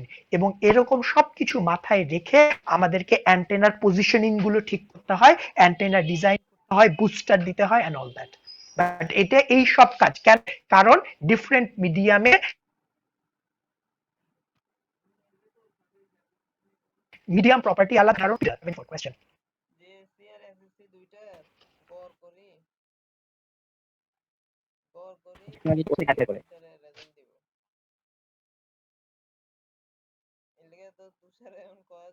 তো যদি আমার বলে স্যার যে লোকেশন হ্যাঁ হ্যাঁ আমি বলছি, এখানে ধরে নিয়েছি যে আমরা খুবই হাইলি ডিরেক্ট একটা পাঠাচ্ছি। মনে করো যে এখান থেকে আমি আসলে চারিদিকে ছড়াই যে এমন সিগন্যাল পাঠাচ্ছি না, একটা লেজার সিগন্যাল পাঠাচ্ছি। তাহলে লেজার সিগন্যাল কিন্তু হাইলি ডিরেক্টিভ। বাট ও যে কথাটা বলছো এটা প্র্যাকটিক্যাল, বাট ওটা এখন অ্যানালাইসিস করতে গেলে তোমাদের মাথা গরম হয়ে যাবে। সো আমরা এখন আপাতত এখানে ধরে নিয়েছি যে আমি একটাই সিগন্যাল পাঠাচ্ছি, মাল্টিপল সিগন্যাল না, যেই সিগন্যালটা চারিদিকে যাচ্ছে না, শুধুমাত্র একটা দিকে যাচ্ছে। জাস্ট একটা লেজার চিন্তা করো, লেজার কিন্তু চারিদিকে যায় না, লেজার হাইলি ডিরেক্টিভ। সো আমি একটা ডিরেক্টিভ সিগন্যাল পাঠাচ্ছি। সো ওই ডিরেক্টিভ সিগন্যালটা যদি আমি রিসিভ করতে চাই, তাহলে আমাকে রিসিভারটা এখানে রাখতে হবে। বাট প্র্যাকটিক্যালি এই জিনিসটা আমাদেরকে এভাবে করে চিন্তা করতে হয় না যখন আমরা একটা মাইক্রোওয়েভ সিগন্যাল ডিজাইন করি, তার কারণ তখন সিগন্যালটা আসলে চারিদিকে ছড়ায় যায়। তো তখন আবার তখনকার সিচুয়েশন খুবই কমপ্লিকেটেড, যে কোন জায়গা এর মধ্যে বেশি সিগন্যাল পাওয়া যাবে, ওখানে টোটাল ইন্টারনাল রিফ্লেকশন হবে। তোমরা অনেকেই যেটা বলছো যে কিছু কিছু সিগন্যাল আছে তোমার পুরোপুরি ফেরত চলে আসবে, যাবেই না, কারণ চারিদিকে যখন ছড়াই যাবে কিছু সিগন্যাল এমন ভাবে পড়বে যে কোনোটাই ট্রান্সমিট করবে না, 100% রিফ্লেক্ট ব্যাক করবে। তো তখনকার রিসিভার ডিজাইন করতে গেলে, পজিশনিং করতে গেলে আরো অনেক কমপ্লিকেটেড ওয়েতে চিন্তা করতে হবে। আমরা আপাতত ওখানে যেতে চাচ্ছি না, আমরা ধরে নিচ্ছি আমি যে সিগন্যালটা ট্রান্সমিট করছি সেটা হাইলি ডিরেক্টিভ।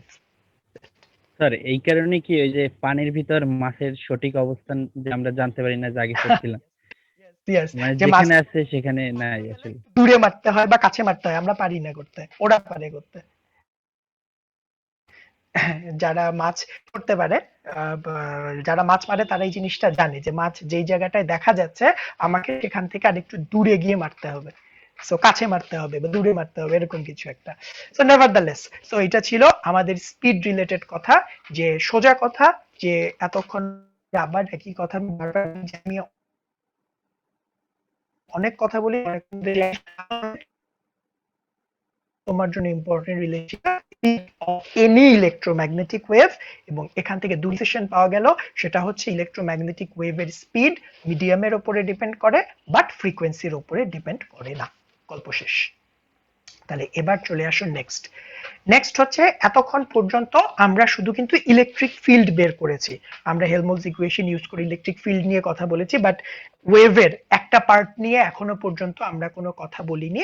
এবং ফাইনালি আমার কাছে ইলেকট্রিক ফিল্ড আছে।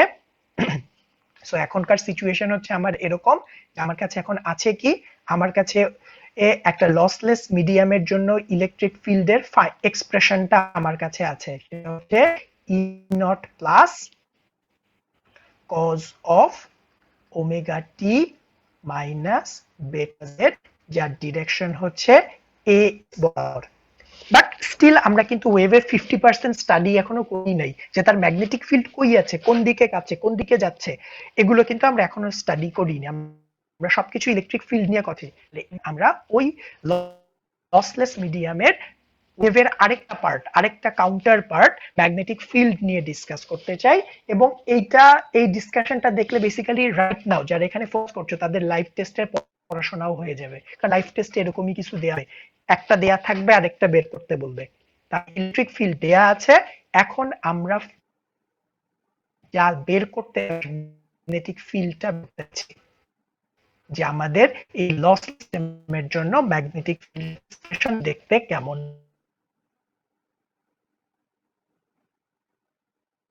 হবে। তাহলে আমার ফিল্ড ইনস্ট্যান্টানিয়াস আছে, বাট আমি তো ইনস্ট্যান্টানিয়াস নিয়ে কাজ করব না, কারণ আমার ফেজারে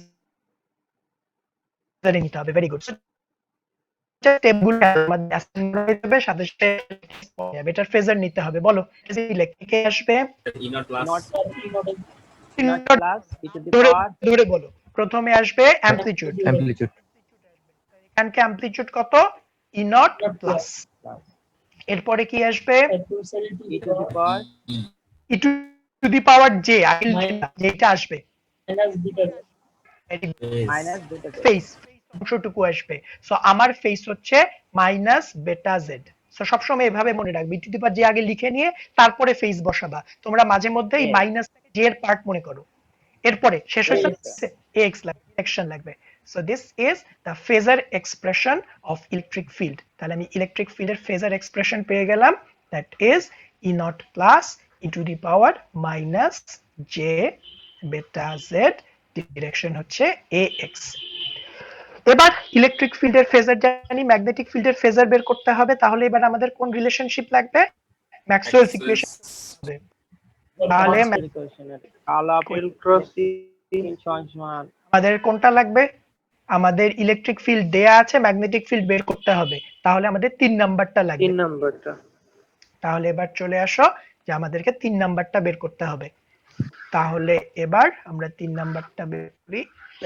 অলরাইট, তাহলে 3 নাম্বারটা যদি বের করতে চাই তাহলে 3 নাম্বারটা বলে curl of electric field is equal to minus J omega mu R mu naught H.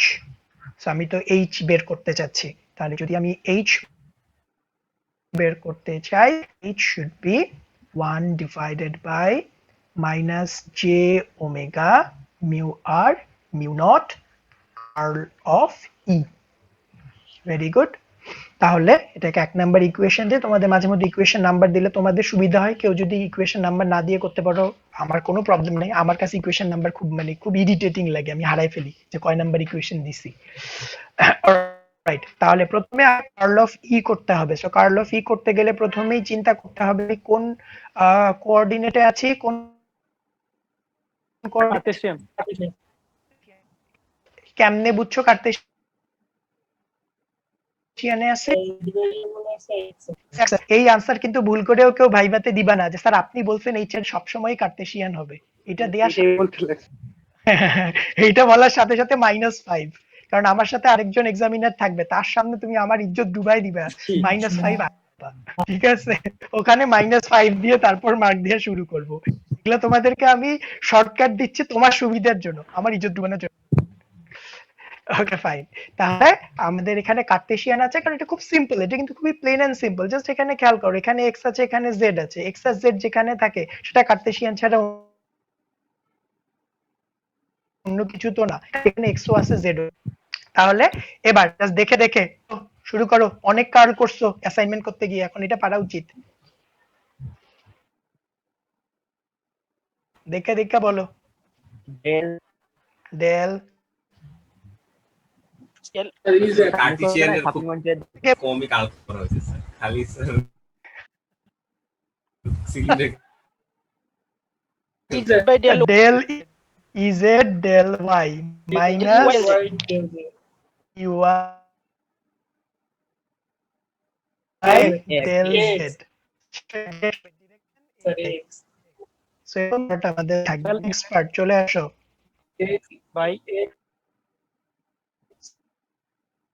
Divided by শুনতে পাই del Z minus del Z divided by del X. A Z direction. AY. আরেকটা পার্ট থাকতে হবে, third Del AY divided by del X.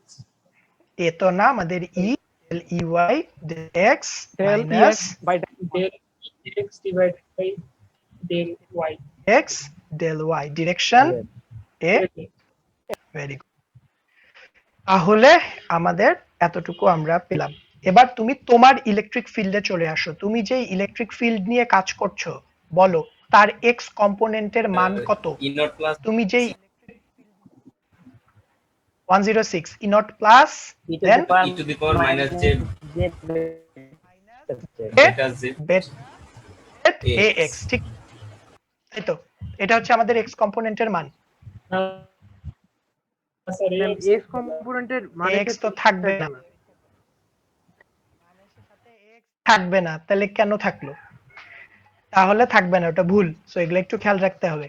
তাহলে এরপরে বলো, আমার যে ইলেকট্রিক ফিল্ড আছে সেই ইলেকট্রিক ফিল্ডের ওয়াই কম্পোনেন্টের মান কত? 0 স্যার। 0।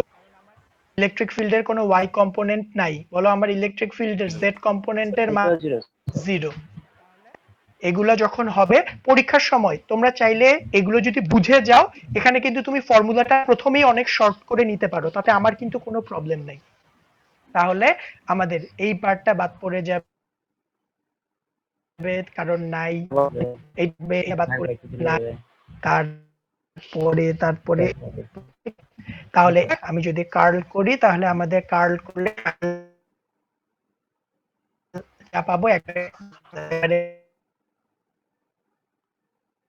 করি না, তারপরে ই এল জেড, পরে থাকবে মাইনাস ডেল ই, স্যার ডিরেকশনটা দিলেন না দিতে হবে।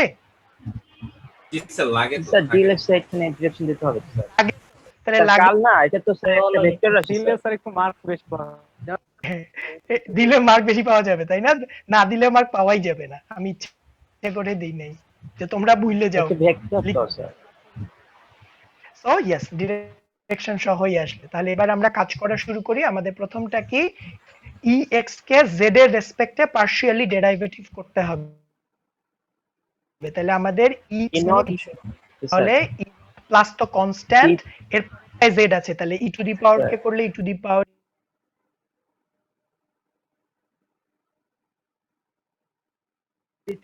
মাইনাস জেবি জে বেটা।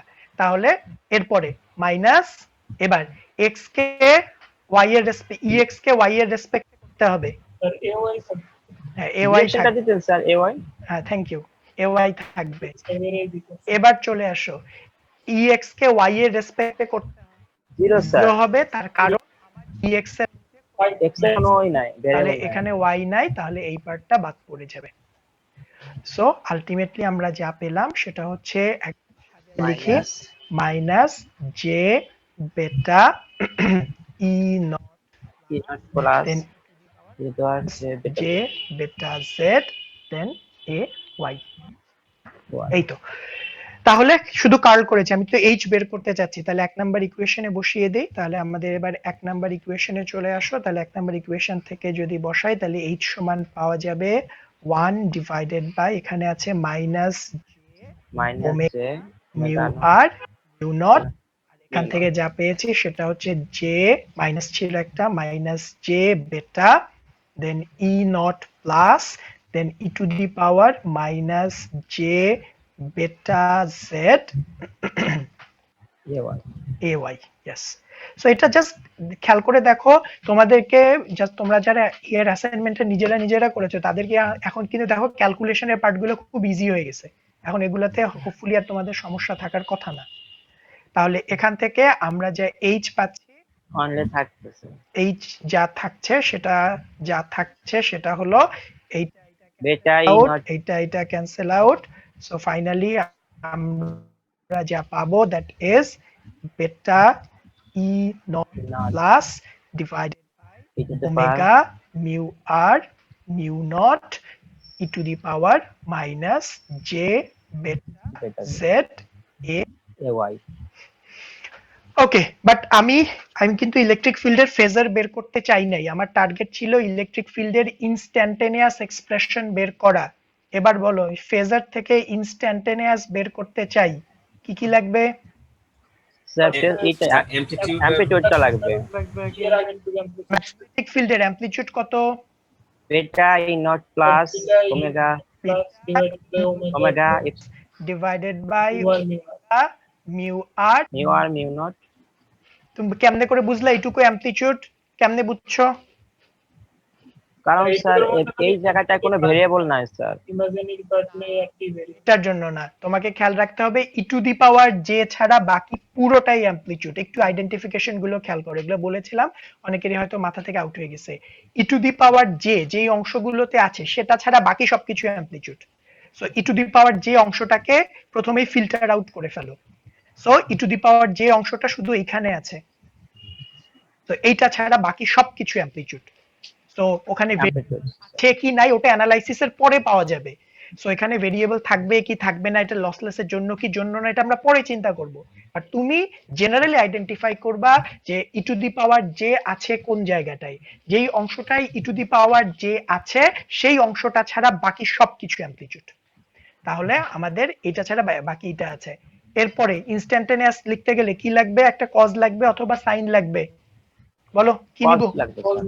কজ আমাদের ইলেকট্রিক ফিল্ডের Electric cos cos দেয়া আছে। আছে। Very good. তো ইলেকট্রিক ফিল্ড কজে ছিল, তাহলে এখানেও কজই লাগবে। এরপরে নেক্সট কি লাগবে? ওমেগা টি ওমেগা কই পাইলাম, কই আছে ওমেগা? ইলেকট্রিক ওই ফিল্ডে যে দেয়া স্যার আছে ইতে স্যার স্যার আমাদের। ইলেকট্রিক ফিল্ড দেওয়া আছে। একটা জানা হলো স্যার। এক্স্যাক্টলি, ইলেকট্রিক ফিল্ডে যা দেয়া আছে সেটাই, এটা এত জানাজানি লাগবে না। বলো এরপরে কি লাগবে? হ্যাঁ math beta Z minus minus beta Z. ফিল্ডেও তো এটা দেয়া আছে তাই না, এই কারণে এখানে বসাই দিতে হবে। না স্যার না স্যার এই যে আমরা বের করলাম কেবল ম্যাগনেটিক ফিল্ড।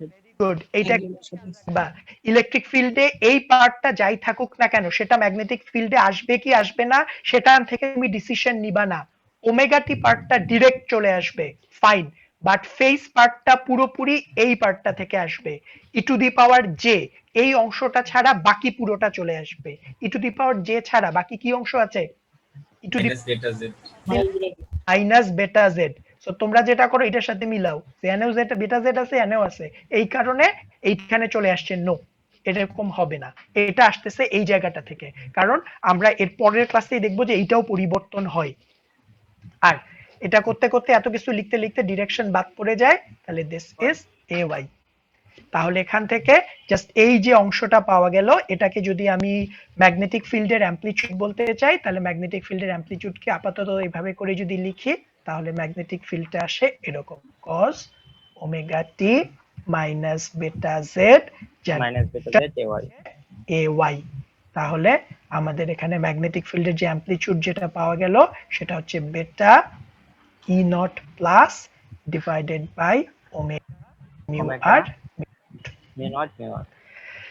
তাহলে এবার লসলেস মিডিয়ামের জন্য ঠিক একইভাবে রোল 74 যেটা বলছিল ওটা আসলে ইম্পর্টেন্ট, যেহেতু আমাদের মিডিয়ামটা লসলেস, আলটিমেটলি ম্যাগনেটিক ফিল্ডের মধ্যেও সবকিছুই কনস্ট্যান্ট থাকতে হবে। সো খেয়াল করে দেখো ম্যাগনেটিক ফিল্ডের অ্যামপ্লিটিউডটাও কনস্ট্যান্ট না, তুমি এখানে প্রতিটা কনস্ট্যান্ট।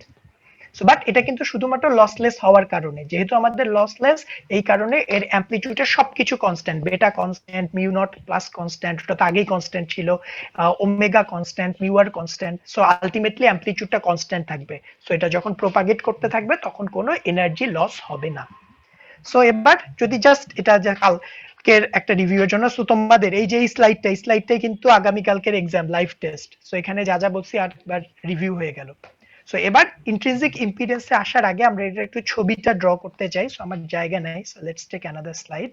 তাহলে আমার একটা জায়গা চলে আসবে, জাস্ট আমরা এই ওয়েভটার ছবি ড্র করতে চাই, এবং ওটাও আসলে তোমাদের আগামী কালকের পরীক্ষার মধ্যে ইনক্লুডেড।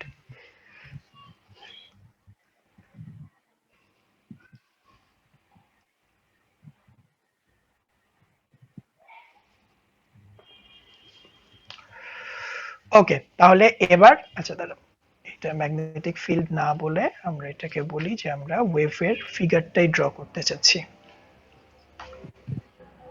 আমরা ওয়েভ প্রপাগেশনটাকে ড্র করতে চাচ্ছি। প্রপাগেশন, যে ওয়েভটা কিভাবে করে যাচ্ছে সেটা আমরা দেখতে যাচ্ছি। তাহলে এবার চলে আসো, ওয়েভ ড্র করতে গেলে আমাদের যা যা লাগবে, ইলেকট্রিক ফিল্ড জানা থাকা লাগবে। সো অলরেডি আমি এখন ইলেকট্রিক ফিল্ড জানি। সো আমার ইলেকট্রিক ফিল্ড যা ছিল সেটা হচ্ছে E naught plus then cos of omega T minus beta Z beta Z, তার ডিরেকশন হচ্ছে এক্স বরাবর। এখান থেকে আমি ম্যাগনেটিক ফিল্ড মাত্র বের করে আনলাম, আমি যা ম্যাগনেটিক ফিল্ড পেলাম সেটা হচ্ছে এইচ নট প্লাস, ওটার মধ্যে অনেক কিছু ছিল, ওটা নিয়ে আমরা পরে কথা বলবো, cos omega T of omega T minus beta Z, তার ডিরেকশন এওয়াই এ ওয়াই বরাবর। ফাইন, তাহলে এবার এখান থেকে ড্র করার জন্য আমাদের অবশ্যই তিনটা অ্যাক্সিস থাকতে হবে। আমাদের 3D সিস্টেমে আমরা ড্র করতে যাচ্ছি, তাহলে this is x axis, then this is y axis and this is z axis. তাহলে এবার এখান থেকে তোমার যে ইনফরমেশন গুলো দরকার হবে, দুইটা ইনফরমেশন, কোন দিকে কাঁপে কোন দিকে যায়, বলো কোন দিকে কাঁপে কোন দিকে যায়? এক্স এর দিকে কাঁপে, পজিটিভ কাপে এক্স এর দিকে যায় Z এর দিকে। এক্স এর দিকে Positive। জেড এর দিকে কাঁপে, ঠিক কি না? না স্যার পজিটিভ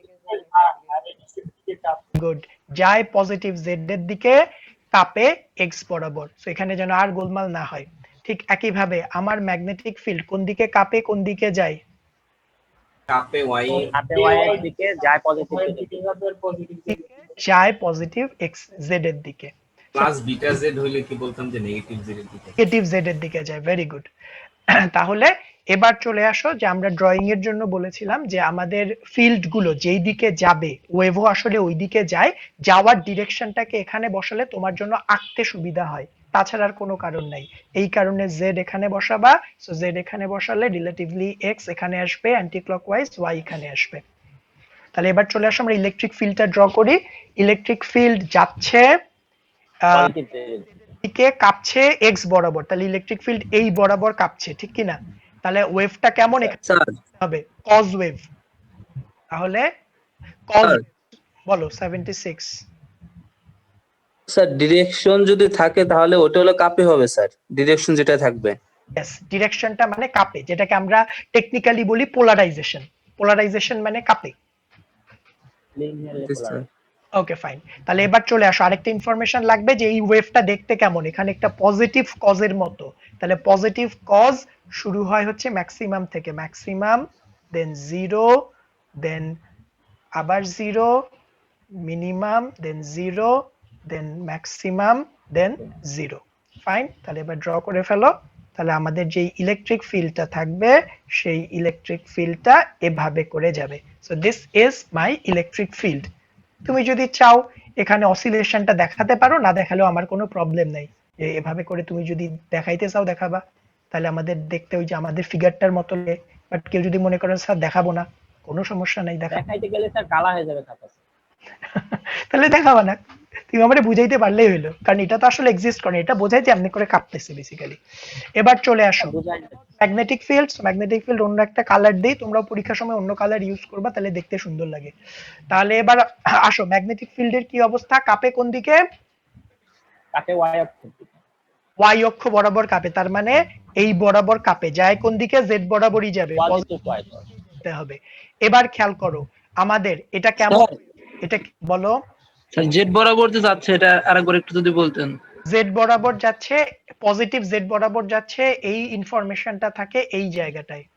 সো অনেকে বলছে ইয়েলো দিয়ে মার্ক করলে দেখা যায় না, তাহলে ডার্ক ইয়েলো দিয়ে করি। এইটা কোন দিকে যায় সেই ইনফরমেশনটা এইটুকুর মধ্যে থাকে। সো এখানে যে ভেরিয়েবলটা আছে সেটাকে ফিল্টার আউট করবে। এখানে ভেরিয়েবল আছে মাইনাস জেড, সো এখানে মাইনাস জেড থাকার মানে সে পজিটিভ জেড এর দিকে যায়। যদি এখানে প্লাস জেড থাকতো তার মানে হয়তো এটা মাইনাস জেড এর দিকে যায়। এখানে যদি মাইনাস এক্স থাকতো তার মানে সে প্লাস এক্স এর দিকে যায়। ক্লিয়ার হচ্ছে জিনিসটা? 54। জি স্যার। Okay fine. তাহলে এবার চলে আসো, এবার আমরা ম্যাগনেটিক ফিল্ড ড্র করতে চাই। ম্যাগনেটিক ফিল্ড কাঁপে কোন দিকে? ওয়াই বরাবর, যায় জেড বরাবর। বাট ওয়েভটা কেমন? এর আগের দিন ড্র করছিলাম মাইনাস, আজকে কিন্তু মাইনাস কজ নাই, আজকে আছে প্লাস। পজিটিভ, মানে এদের মধ্যে কোনো পার্থক্য নাই, দুইজনই একই। তাহলে শুরু হবে ম্যাক্সিমাম থেকে, তাহলে এ কিন্তু উল্টো হবে না, লাস্ট ক্লাসে উল্টা ছিল। তাহলে এটা শুরু হবে এ পজিটিভ থেকে, তাহলে ম্যাক্সিমাম, তারপরে জিরো ক্রস, সব জিরো ক্রস করবে একই জায়গাতে, কারণ দুইজনের ফ্রিকোয়েন্সি সেম। এরপরে এটা মিনিমামে যাবে, আবার জিরো ক্রস করবে, আবার ম্যাক্সিমামে আসবে, দেন জিরো ক্রস করবে। তাহলে জিনিসটা দেখতে কেমন হবে? আমার ম্যাগনেটিক ফিল্ড এমনে করে যাবে, এমনে করে আসবে, দেন এমনে করে যাবে। সো আমরা যদি ভাইব্রেশন সহ দেখাইতে চাই, এর আগে খাতা কালো হয়ে গেছে, এবার লাল হয়ে যাবে। তাহলে this is the vibration of magnetic field. ছবিটা দেখে 3D লাগতেছে, ইমাজিন করতে। আচ্ছা ঠিক আছে, থ্যাংক ইউ। তাহলে this is the wave propagation. So এখান থেকে বেসিক্যালি আমাদের কালকের টেস্টের একটা হয়ে গেল। তো এবার চলে আসো, now we want to talk about important terms. So এবার তুমি একটু মিউট করে ফেলো, বিকজ এখন আপাতত কিছু জিজ্ঞাসা করবো না। Now I will talk. So, আমাদের এবার একটা নতুন টার্ম চলে আসলো, that is called that is একটা মিনিট,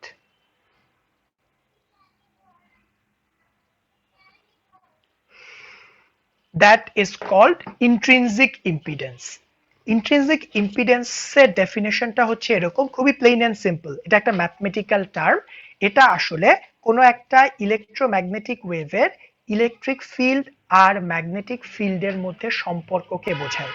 যেহেতু আমরা জানি যে এর আগের লেকচারে আমরা দেখে আসছি যে একটা ইলেকট্রোম্যাগনেটিক ওয়েভের ইলেকট্রিক ফিল্ড ম্যাগনেটিক ফিল্ডকে তৈরি করে, আবার ওই ম্যাগনেটিক ফিল্ড ইলেকট্রিক ফিল্ডকে তৈরি করে। সো এরা দুজন কিন্তু লিঙ্কড, একজন আরেকজনের সাথে link.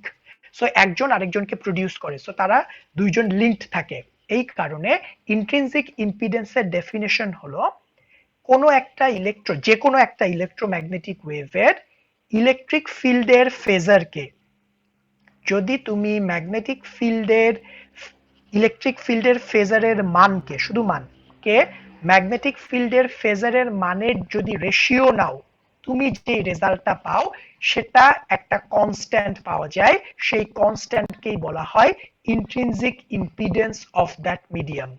This is called intrinsic impedance. But কার ইম্পিডেন্স? এটা হচ্ছে মিডিয়ামের ইম্পিডেন্স। সাউন্ডটা আবার সমস্যা করতেছিল। Problem sir. Okay, fine. Wait.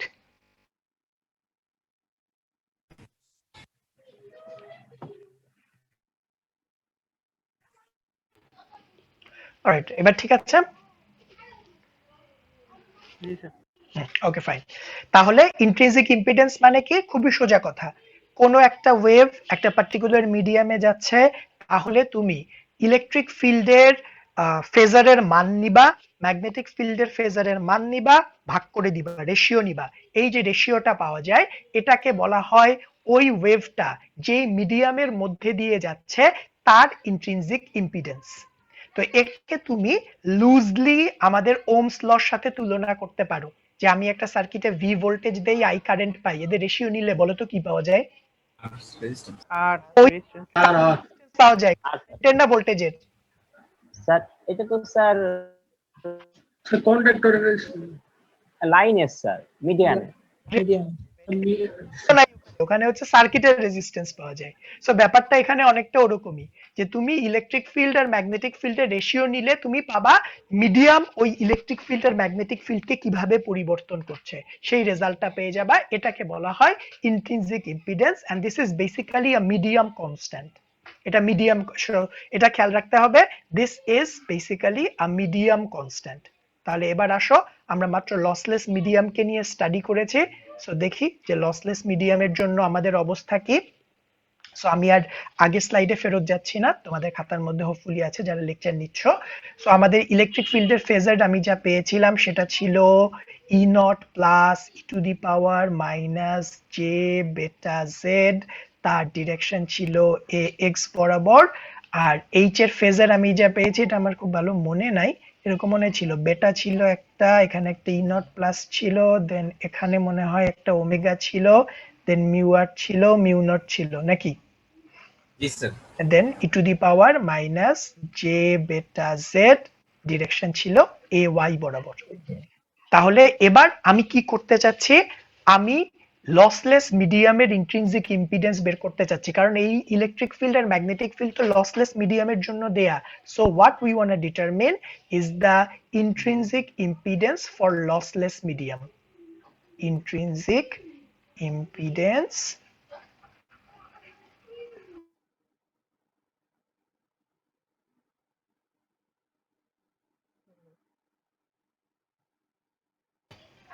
তাহলে যদি আমরা এটা বের করতে চাই, তাহলে এটা ফর এ লসলেস মিডিয়াম, আমি এটা এগুলা লিখতে পারি না, সো একটু বুঝে নিও, এটা তাহলে আমাদের ইলেকট্রিক ফিল্ডের ফেজারের ম্যাগনিটিউড লাগবে। তাহলে ইলেকট্রিক ফিল্ডের ফেজারের ম্যাগনিটিউড কতটুকু? E naught plus E to the power minus J beta Z. না স্যার, ইলেকট্রিক ফিল্ডের অ্যামপ্লিটিউড, এটা আমি কিন্তু অ্যামপ্লিটিউডের কথা বলিনি, ম্যাগনিটিউডের কথা বলছি, একটু খেয়াল করো। I have talked about amplitude. So I talked about the magnitude of phasor, এখানে কিন্তু অ্যামপ্লিটিউডের কথা বলা হয়নি, ও স্যার ঠিক আছে? পুরোটা স্যার ভেক্টর টু বাদে বাকি কিছু নেই। এক্স্যাক্টলি। সো এখানে না, that is a very good thing. এটা আমি এর আগে ক্লাসে অন্য সেকশনে হয়তো এটা মেনশন করছিলাম, ভুলে গেছি, বাট তোমাদের কথা থেকে চলে আসলে, এই জন্য তোমাদেরকে ইন্টারঅ্যাক্ট করতে বলি, ইন্টারঅ্যাক্ট করলে কথাগুলো চলে আসে। সো এখানে কিন্তু আমি অ্যামপ্লিটিউডের কথা বলিনি, here I talked about magnitude. So just magnitude পুরোটা নিতে হবে, সো ডিরেকশন বাদ দিয়ে বাকি পুরোটাই কিন্তু তার ম্যাগনিটিউড। তাহলে এবার চলে আসো এইচ এর ম্যাগনিটিউড লাগবে। তাহলে এইচ এর ম্যাগনিটিউড যদি নেই, তাহলে beta E naught plus divided by omega mu r mu naught then e to the power minus j beta z। এবার এটাকে যদি আমি করি তাহলে অবস্থাটা দেখো কেমন, এখানে ই নট ক্যান্সেল আউট হয়ে যায়, এটাও ক্যান্সেল আউট হয়, বাট এটাকে আমি এখানে ক্যান্সেল আউট হিসেবে দেখাবো না। তার কারণ একটা কারণ আছে, কারণ এটা তোমাকে অন্য মিডিয়ামের জন্য হিসাব করতে পারতে হবে। সো এবার আমরা আসি, তাহলে এটাকে যদি এই পার্টটাকে আলাদা করি তাহলে যা পাওয়া যায় সেটা হচ্ছে এখানে থাকবে omega mu R mu not divided by beta, ঠিক কিনা? এবার ই টু দি পাওয়ার যে পার্টগুলোর অবস্থা কি, ই টু দি পাওয়ারের নিয়ম হচ্ছে ভাগ থাকলে কিন্তু বিয়োগ হয়ে যায়, জানো কি? ই টু দি পাওয়ারের নিয়ম হলো ভাগ থাকলে বিয়োগ হয়ে যায়। তাহলে এখানে মাইনাস জে বেটা নিয়ম sir, minus J beta Z. তাহলে এবার চলে আসো, বলবো স্যার এত কষ্ট কেন করতেছেন, কাইটে দিলে পারতেন। তাহলে এটা is equal to omega mu mu R mu not by beta divided by beta, আর এখানে পাওয়া গেল ই টু দি পাওয়ার 0, ঠিক কিনা? এই ই টু দি পাওয়ার জিরোটার একটা মিনিং আছে, E to the power zero মানে 1 আমরা জানি, চাইলে এটাকে আমি বাদ দিতে পারি, বাট এটাকে আমি এভাবেই রাখতে চাচ্ছি কারণ এটা একটা সিগনিফিকেন্স বিয়ার করে। সো এটা আপাতত এভাবেই থাক। তাহলে এবার চলে আসো, আমরা বেটার ডেফিনেশন জানি, সো আমাদের বেটার ডেফিনেশন যদি এখানে বসাই তাহলে পাওয়া যায় omega root over mu R mu naught epsilon R epsilon naught, E to the power জিরোটা থাক। তাহলে এখান থেকে আমরা বলতে পারি আলটিমেটলি যা থাকবে সেটা হলো এইটা ক্যান্সেল আউট হয়ে যাবে, এখানে রুটের ভিতরে একটা ক্যান্সেল আউট হয়ে যাবে, ফাইনালি আমরা যা পাবো that will be root over mu r mu naught divided by epsilon r epsilon naught e to the power 0। তাহলে this is the intrinsic impedance of lossless medium। তাহলে এটা আসলে আমাদেরকে কি বোঝাচ্ছে, সেটা বোঝাচ্ছে যে আমাদের এই যে পার্টটা আছে দ্যাট ইজ ইন্ট্রিনসিক ইম্পিডেন্সের দুইটা পার্ট থাকে, এই পার্টটাকে বলা হয় তার ম্যাগনিটিউড, এই পার্টটাকে বলা হয় তার ফেজ। এইটা হচ্ছে তার ফেজ পার্ট, এটাকে অ্যামপ্লিটিউড বললে ভালো হইতো, বাট আমরা আপাতত ম্যাগনিটিউড বলি। That is this is basically A complex quantity. So এই ম্যাগনিটিউডটা আসলে বোঝায় যে আমার ইলেকট্রিক ফিল্ডের অ্যামপ্লিটিউডের সাথে ম্যাগনেটিক ফিল্ডের অ্যামপ্লিটিউডের কি পার্থক্য, এইটা বোঝায়। দ্যাট ইজ তুমি যদি শুধুমাত্র ম্যাগনিটিউড অংশটা নাও তাহলে তুমি এই জিনিসটা পেয়ে যাবা, একটা দেয়া থাকলে আরেকটা তুমি বের করতে পারবা যদি তোমার কাছে ইন্ট্রিনসিক ইম্পিডেন্স থাকে। এবার এই ফেজটা খুব ইম্পর্টেন্ট, এই ফেজটা বলে দেয় এই যে তাদের যে এক্সপ্রেশনটা আমি পেয়েছি তাদের দুইজনের এক্সপ্রেশন কি সেম থাকবে না আলাদা হবে। দ্যাট ইজ এখানে এই যে ফেজটা আমরা পাচ্ছি সেই ফেজটা বলে দেয় যে ইলেকট্রিক ফিল্ডের ফেজ আর ম্যাগনেটিক ফিল্ডের ফেজের মধ্যে পার্থক্য কত। সো লসলেস মিডিয়ামের জন্য জাস্ট খেয়াল করে দেখো ইলেকট্রিক ফিল্ডের ফেজ আর ম্যাগনেটিক ফিল্ডের ফেজের মধ্যে কিন্তু কোনো পার্থক্য থাকে না, এই কারণেই কিন্তু আমরা এটা জিরো পাই। সো ব্যাপারটা কি বোঝা গেছে? জি স্যার। ওকে, তাহলে খুব তাড়াতাড়ি আমরা এটা ট্রান্সভার্স আপাতত না যাই, খুব তাড়াতাড়ি আমরা একটা অ্যাপ্লাই করি। তাহলে আজকে লাস্টে একটু বুঝতে পারিনি স্যার, লাস্টেরটা একটু বুঝতে পারো নাই, সেটা বললাম যে আমরা যখন ইন্ট্রিনসিক ইম্পিডেন্স বের করি সেই ইন্ট্রিনসিক ইম্পিডেন্সের মধ্যে আসলে দুই রকমের টার্ম থাকে। একটা টার্ম দেখবা থাকবে হচ্ছে, সো বেটার হইতে যদি যে সহ রাখতাম তাহলে আমাদের জন্য বুঝতে আরো সুবিধা হয়। দ্যাট ইজ একটা টার্ম থাকবে যেখানে শুধুমাত্র ম্যাগনিটিউড আলা জিনিস থাকবে, সেটা প্রকাশ করে ইলেকট্রিক ফিল্ড আর ম্যাগনেটিক ফিল্ডের অ্যামপ্লিটিউডের রেশিও কত। আর এই যে অ্যাঙ্গেলটা থেকে গেল এটা একটা ফেজ অ্যাঙ্গেল, সো এই যে ফেজ অ্যাঙ্গেলটা থাকবে সেটা প্রকাশ করে যে আমার ইলেকট্রিক ফিল্ড আর ম্যাগনেটিক ফিল্ডের ফেজের মধ্যে পার্থক্য কত। যেমন এখানে খেয়াল করে দেখো আমার ইলেকট্রিক ফিল্ড আর ম্যাগনেটিক ফিল্ডের ফেসের মধ্যে কোনো পার্থক্য নাই, এটা শুধুমাত্র লসলেস মিডিয়ামের জন্যই হয়, এই কারণে আমরা এই অ্যাঙ্গেলটা 0 পাই। সো এটা টোটালি মিডিয়ামের প্রপার্টি থেকে চলে আসে। সো এটা কিভাবে অ্যাপ্লাই করা যায় আমরা সেখানে আসি। এই জিনিসটা যদি আজকে আমরা বলতে সময় না পাই তাহলে এটা আমরা নেক্সট ক্লাসে বলবো। আমাকে একটু মনে করাই দিই, এটা আমাকে এর আগে অবশ্যই একবার বলছি। সো আমরা একটা অঙ্ক করি, যে এই যে কথাগুলো বললাম এগুলোকে যদি অঙ্কের মধ্যে নিয়ে আসি দেখবা যে অঙ্কগুলো খুব ছোট ছোট হয়ে যায়। একটু আগে যে প্রবলেমগুলো করেছে অনেক বড় বড় ছিল, বাট তুমি যদি ইন্ট্রিনসিক ইম্পিডেন্সের কনসেপ্ট মাথায় রাখতে পারো তাহলে তোমার জন্য কাজ করতে খুবই সুবিধা হবে। তো এখানে চলে আসো, আমরা প্রবলেমটা দেখি। সো এবার সব কথা ভুলে যাও, সব কথা ভুলে যাও, এবার শুধুমাত্র এখানে ফোকাস করো। It says a plane wave in non-magnetic medium is defined as, কথাটা ভালো হয়নি। So a plane wave in non-magnetic medium has electric field. So আমাকে একটা plane wave যেটা নন ম্যাগনেটিক মিডিয়ামে আছে এরকম একটা মিডিয়ামের জন্য ওয়েভের ইলেকট্রিক ফিল্ডের এক্সপ্রেশন দেয়া আছে। সেই এক্সপ্রেশনটা বলে দেয়া আছে 50 sin of 10 to the power 8t minus 2z a y। এবার নতুন একটা টার্ম আমাদের কাছে চলে আসছে, সেটা হচ্ছে আমাদের যে মিডিয়াম সেই মিডিয়ামটাকে বলে দেয়া আছে নন ম্যাগনেটিক মিডিয়াম। এটা মনে রাখবা, একটা নন ম্যাগনেটিক মিডিয়াম মানে হচ্ছে তার মিউ আর 1। এটা সরাসরি মিউ আর ইকুয়াল টু 1 না বলে দিচ্ছে। সো এই টার্মিনোলজিটা একটু খেয়াল রাখবা, নন ম্যাগনেটিক মিডিয়াম মানে হচ্ছে মিউ আর 1। এটা কি বুঝতে পারছো সবাই? Okay fine. এবার এখানে আমাদের কিন্তু এইটা বলে দেয়া নাই যে এই মিডিয়ামটা লসলেস না লসি, বাট এইটা বের করা যায়। কেউ কি বলতে পারবা যে আমাদের মিডিয়ামটা লসলেস না লসি? স্যার আমাদের মিডিয়ামটা স্যার লসলেস। কেমনে বুঝছো? কারণ 50 দিয়ে আছে, 50 একটা constant value. Very good, yes, roll 74 very good, this is the thing. এই কোয়েশ্চেনটা আমি ভাইভার মধ্যে খুবই বেশি করি। একটা কোয়েশ্চেন আউট করে দিচ্ছি, আমি তোমাকে একটা ওয়েভের এক্সপ্রেশন দিয়ে দেই, ওয়েভের এক্সপ্রেশন দ্যাট ইজ একটা ইলেকট্রিক ফিল্ড বা ম্যাগনেটিক ফিল্ডের এক্সপ্রেশন দিয়ে দেই, দিয়ে দেওয়ার পরে বলি বলো তো এই এক্সপ্রেশনটা লসির জন্য না লসলেসের জন্য, এবং তারপরে জাস্ট তুমি একটা আনসার দিলে আমি খুশি হই না, তারপরে আমি জিজ্ঞাসা করি তুমি কেমনে বুঝছো। সো জাস্ট খেয়াল করো, খুবই প্লেন এন্ড সিম্পল।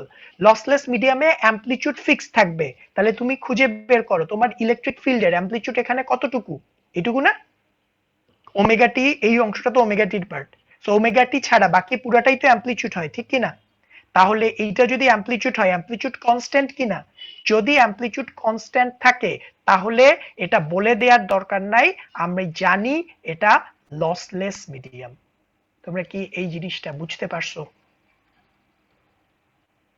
একটু আবার বলেন। এটা একটু আরেকবার বলবো।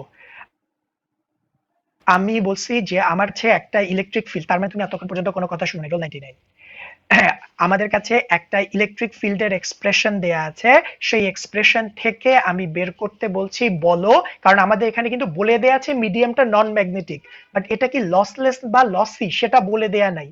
বলতে পারো স্যার এটাও যদি বলে দেয়া থাকতো আর কিভাবে থাকতে পারতো, সাপোজ আমি যদি কোয়েশ্চেনে বলে দিতাম যে আমার মিডিয়ামে সিগমা 0, তাহলেও তুমি বুঝতে পারতে এটা লসলেস মিডিয়াম, কিন্তু এটাও তো বলে দেয়া নাই। সেটা না বলে দিয়ে আমাকে শুধুমাত্র একটা ইলেকট্রিক ফিল্ডের এক্সপ্রেশন দেয়া আছে। সো আমি মাঝে মধ্যেই এই কোয়েশ্চেনটা ভাইভাতে করি যে এই ইলেকট্রিক ফিল্ডের এক্সপ্রেশন থেকে বলো যে আমার মিডিয়ামটা লসলেস না লসি। এটা বোঝার জন্য তুমি যা করবা সেটা হলো তোমার ইলেকট্রিক ফিল্ডের অ্যামপ্লিটিউড খুঁজে বের করবা। এখন বলবা স্যার অ্যামপ্লিটিউড কোন অংশটুকু হয়? ওমেগা টি ছাড়া যেই অংশটুকু থাকে পুরাটা অ্যামপ্লিটিউড। সো খুঁজে দেখো তোমার ওমেগা টি কই আছে, আমার ওমেগা টি এই অংশটুকুর মধ্যে আছে, তার মানে এই যে অংশটুকু আছে এইটা ছাড়া বাকি সবকিছু তার অ্যামপ্লিটিউড। তাহলে তার অ্যামপ্লিটিউড কত? অ্যামপ্লিটিউড হচ্ছে 50 is a constant. So constant amplitude যখন থাকে তার মানে ওয়েভ চলে যায়, তার অ্যামপ্লিটিউড কমে না, না কমার মানে এনার্জি নষ্ট হয় না, that's why this is lossless medium. বুঝতে পারছো? স্যার যদি এটা লসি মিডিয়াম হতো তাহলে মানে কেমন হতে?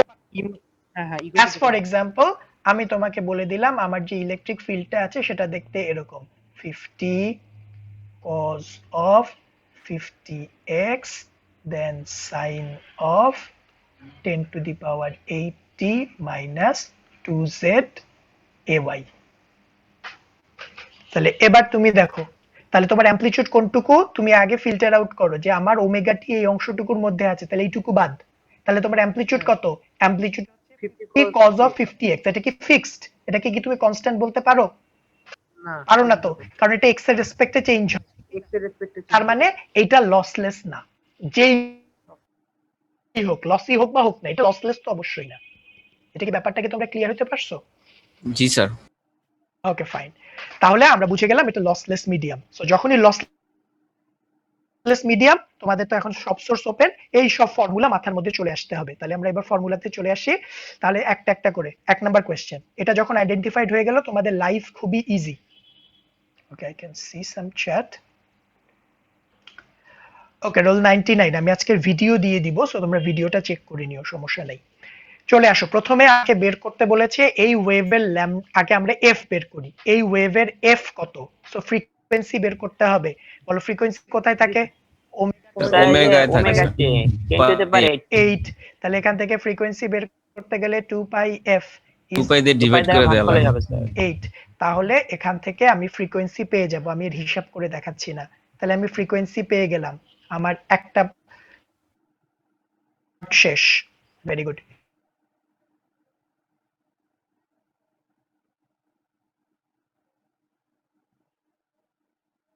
এই ল্যামডার সাথে ইসের কি সম্পর্ক? Sir frequency into sir frequency into lambda সমান হচ্ছে স্যার ভি অথবা সি বলা যেতে পারে। Yes, very good. সো ছোটবেলায় আমরা পড়ে আসছি না ফ্রিকোয়েন্সির সাথে 9 10 এ পড়ছে sir. Equal to F G sir, F lambda. ঠিক কি না? এখানে আমরা ভি বলবো না, আমরা এখানে বলবো wave speed UP. UP is equal two F lambda, কারণ আমাকে তো আমার টার্মে চিন্তা করতে হবে। তাহলে এখানে বা যে যেটা বললো সি চিন্তা করতে পারো, বাট আবার সি চিন্তা করলে সবসময় 3 বসাবা, এইটা আবার একটা বিশাল বিপদের কথা, কারণ তুমি তো জানো না এটা ভ্যাকুয়াম কিনা। তাহলে lambda is equal two F. Sir আপনি তো বললেন ইলেক্ট্রোম্যাগনেটিক ওয়েভের বেগ সাধারণত এরকমই থাকে। না, ওটা বলা না, ওইটা স্যার ম্যাক্সিমামে বলছিল, যে ম্যাক্সিমাম এটা ম্যাক্সিমাম মত হয় যদি ভ্যাকুয়াম, ওটা ভ্যাকুয়াম বা এয়ার এর মধ্যে দিয়ে যায়। তুমি কিন্তু এখনো জানো না এটা ভ্যাকুয়াম বা এয়ার কিনা। So this is very important thing to remember. তাহলে এখান থেকে আমি পাচ্ছি আমার যদি ল্যামডা বের করতে হয় তাহলে ইউপি বাই এফ লাগবে। তাহলে প্রথমে আমাকে ইউপি বের করতে হবে। তাহলে ইউপির জন্য যে ফর্মুলাগুলো জানো সেগুলো ইউজ করো। একটা ফর্মুলা আমি জানি যেটা সবচেয়ে ভালো, সেটা হচ্ছে epsilon R epsilon not mu R mu not. But problem হচ্ছে কোশ্চেনে মিউ আর এর ভ্যালু দেয়া আছে, এপসাইলন আর দেয়া নাই। এটা কি দেখতে পাইছো? উল্টো এপসাইলন বের করতে বলছে, তার মানে এই ফর্মুলা ইউজ করা যাবে না। এবার চলে আসো, দেখো তুমি ইউপির আর কোনো ফর্মুলা জানো কিনা, দেখো আরেকটা কিন্তু জানো, omega by beta. Omega by beta. তাহলে এবার চলে আসো, u p is equal to omega divided by beta. এবার তুমি ওমেগা জানো, ওমেগা তো আমরা আগেই দেখছি 10 টু দি পাওয়ার 8। বিটা কি 2 -2 শুধু 2, শুধু 2 প্লাস 2। সো বেটা হচ্ছে এটা যে সহগটা থাকে সেটাই বেটা কিনা? সো এটা যে সহগটা থাকে সেটাই বেটা, জাস্ট আগেরটার সাথে মিলাও। এই যে সহগটা থাকে সহগটাই বেটা। তাহলে এখান থেকে আমরা বেটা পেয়ে গেলাম। তোমরা কি এটা বুঝতে পারছো? না বুঝলে আমাকে করে দাও। বোঝা গেছে? তাহলে এই দুইটা যদি এখানে বসাই দাও তুমি স্পিড পেয়ে যাবা। সো এই দুইটা এখানে বসিয়ে দিবা, স্পিড পাবা। সেই স্পিডটা এখানে বসাই দিলে তুমি ল্যামডা পেয়ে যাবা। তাহলে আমাদের ল্যামডা চলে আসলো। বোঝা গেছে? Okay fine. এবার তাহলে আমরা এইটা বের করে ফেলছি। এবার বলো এপসাইলন আর কেমনে করে বের করব? স্যার প্রথম ইউপির যে সূত্রটা ওখান থেকে বের করব। কেমনে করে বলো? UP equal to 1/√. এখানে তো সবই দেওয়া আছে, শুধু ইয়ারটা নাই। ইয়ারটা শুধু নাই। তাহলে এই ফর্মুলাটা ইউজ করলে আমি ইউপি জানি, আমাকে এবার 1 divided by √over epsilon R epsilon not mu R mu not করলে দেখো এখানে সবকিছু জানো, শুধুমাত্র এপসাইলন আর জানো না, সেটা তুমি বের করতে পারবা।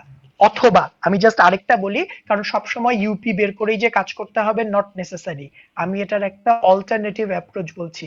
তুমি যেহেতু বেটা জানো, বেটা মানে কি এটা না, omega root over sir r epsilon not mu R mu not, sir তুমি বেটা জানো সেখান থেকে কিন্তু তুমি ক্যালকুলেট করে এপসাইলন আরটা বের করতে পারো।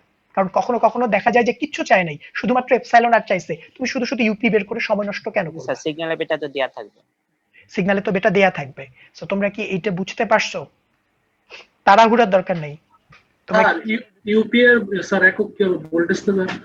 না, ইউপি মানে হচ্ছে স্পিড। স্প্রেড ও আচ্ছা মিটার পার আচ্ছা, second. Sorry sorry. Metre per second. ঠিক আছে, ওকে। সো এটুক পর্যন্ত কারো কোনো প্রবলেম আছে? তাড়াহুড়ার দরকার নেই, ক্লাস শেষ হয়ে গেছে তো কি হয়েছে? স্যার বিটাটা একটু বলা যাবে স্যার? কোনটা? বেটাটা? বেটাটা হলো যে তোমার এই জায়গাটায় জাস্ট তুমি তোমার এক্সপ্রেশনের সাথে মিলাও, একটু আগে যে এক্সপ্রেশনটা পেয়েছো সেই এক্সপ্রেশন এরকম ছিল, তাহলে ওটার সাথে দেখে দেখে মিলাও যে আমাদের ইলেকট্রিক ফিল্ডের মধ্যে কি কি থাকে। ইলেকট্রিক ফিল্ডের মধ্যে একটা অ্যামপ্লিটিউড থাকে, দেন একটা কজ বা সাইন থাকে, এখানে সাইন ছিল থাকুক, এরপরে একটা ওমেগা টি থাকে, তারপরে একটা থাকে বেটা সামথিং, এখানে বেটা জেড, আমরাও বেটা জেড লিখলাম, তারপর একটা ডিরেকশন থাকে এখানে এ ওয়াই। এবার মেলাও, তাহলে বেটা কোন অংশটুকু? এই যে জেড প্রোপাগেশনের সাথে যেই কোএফিসিয়েন্টটা থাকে সেটাই বেটা। বুঝতে পারছো এবার? ক্লিয়ার হয়েছে? ওকে, তাহলে এবার চলে আসো 2 নাম্বার। 2 নাম্বার বলেছে ইন্ট্রিনসিক ইম্পিডেন্স বের করো। সো এবার ইন্ট্রিনসিক ইম্পিডেন্স বের করি। এবার ইন্ট্রিনসিক ইম্পিডেন্স বের করতে লসলেস মিডিয়ামের জন্য ফর্মুলা কি? একটু আগে দেখে আসছি, root over mu R mu not divided by epsilon R epsilon not, angle থাকে 0। তুমি যদি না চাও এটা না লিখো, বাট লিখলে আমি খুশি হব যে তুমি জানো যে এদের মধ্যে কোনো অ্যাঙ্গেল থাকে না। এটা কি লসলেস মিডিয়ামের জন্য আমি প্রুফ করে আসছি কিনা? আমার সিগন্যাল লসলেস মিডিয়ামে যাচ্ছে, তাহলে এই ভ্যালু চারটাই তুমি জানো, এটা বসাই দিলে তোমার এটা চলে আসবে। এটা কি সবাই বুঝতে পারছো? সেকেন্ড কোশ্চেনের আনসার হয়ে গেছে। এটা কি বোঝা গেছে না আমি আরেকবার বলবো, না খুব বেশি তার? বুঝতে পেরেছি স্যার। জি স্যার, বোঝা গেছে স্যার। বোঝা গেছে, ফাইন। তাহলে এবার 3 নম্বরে চলে আসো, যে এবার আমাকে ম্যাগনেটিক ফেজ বের করতে গেছে স্যার। বলো তো কেমনে বের করবা? ওই যে স্যার আমরা কাল অফ ইলেকট্রিক ফিল্ড করব। ওকে ফাইন, ওইটা করতে পারো, বাট ওইটা করতে গেলে তোমাকে অনেক ক্যালকুলেশন করতে হবে। তুমি যখন ইন্ট্রিনসিক ইম্পিডেন্স জানো, তুমি কিন্তু এই ইনফরমেশনটা ইউজ করেও বের করতে পারো। জি স্যার, ওই যে স্যার এইটা দিয়ে এর সাথে গুণ করে দিলে ম্যাগনিটিউড অফ ইলেকট্রিক ফিল্ড আর ম্যাগনিটিউড পাই। দ্যাট ইজ ইলেকট্রিক ফিল্ডের অ্যামপ্লিটিউড আর ম্যাগনেটিক ফিল্ডের যে অ্যামপ্লিটিউড থাকে, সেই অ্যামপ্লিটিউড মানে কি এর মানটা কিনা, এটার যেই মানটা পাওয়া যায় সেটা। তাহলে এখান থেকে তুমি ইলেকট্রিক ফিল্ডের অ্যামপ্লিটিউড জানো কত? 50। তুমি অ্যামপ্লিটিউডটা জানো না, তাহলে অ্যামপ্লিটিউড চলে আসলো। আর এবার বলো লসলেস মিডিয়ামের জন্য তোমার কি হয়? স্যার এক ইন ফেজ থাকে। ইন ফেসে থাকে, তার মানে ডিরেকশন 0। তাহলে এবার আমি ম্যাগনেটিক ফিল্ডের এক্সপ্রেশন লিখে নেই, তারপরে তোমাদের কোশ্চেন নিচ্ছি।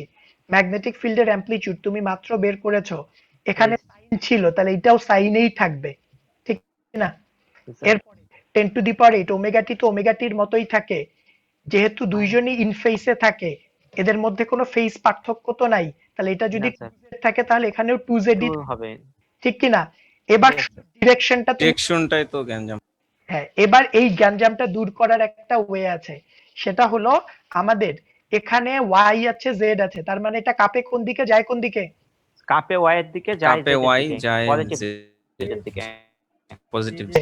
তাহলে ম্যাগনেটিক ফিল্ড একটা অ্যাক্সিসই বাকি আছে যেই দিক বরাবর ম্যাগনেটিক ফিল্ড কাঁপতে পারে, সেই অ্যাক্সিসটার নাম কি? X Axis. এক্স। বুঝতে পারছো? এই তো আনসার। স্যার এখানে যে দুটো দেয়া থাকবে তার বাইরে যেটা থাকবে ওইটাই আসলে বাইরে যেটা থাকবে ওইটাই ম্যাগনেটিক ফিল্ড অথবা ইলেকট্রিক ফিল্ডারই ফিল্ড হবে।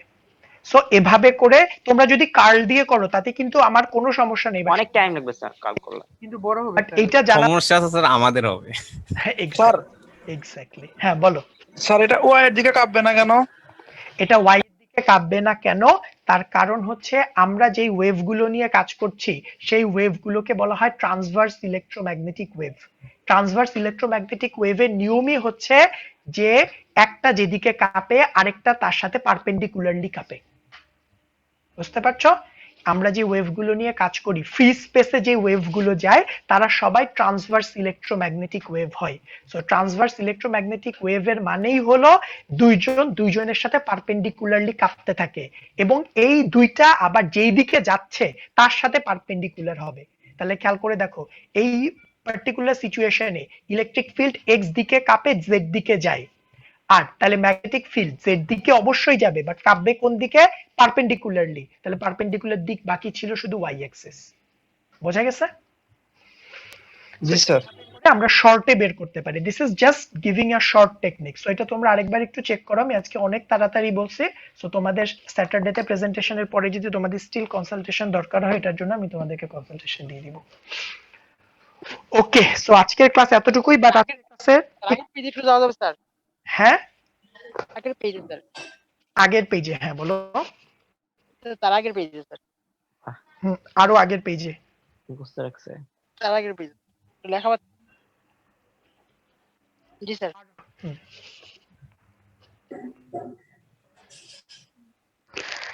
ওকে ফাইন, তাহলে এবার এখন আমাকে বলো, সেটা হচ্ছে তোমাদের একটা ডিসিশন আমাকে আজকে জানানোর কথা ছিল। And what is your stand? তোমরা কি ডিসিশন নিতে পেরেছো? জি স্যার। জি স্যার।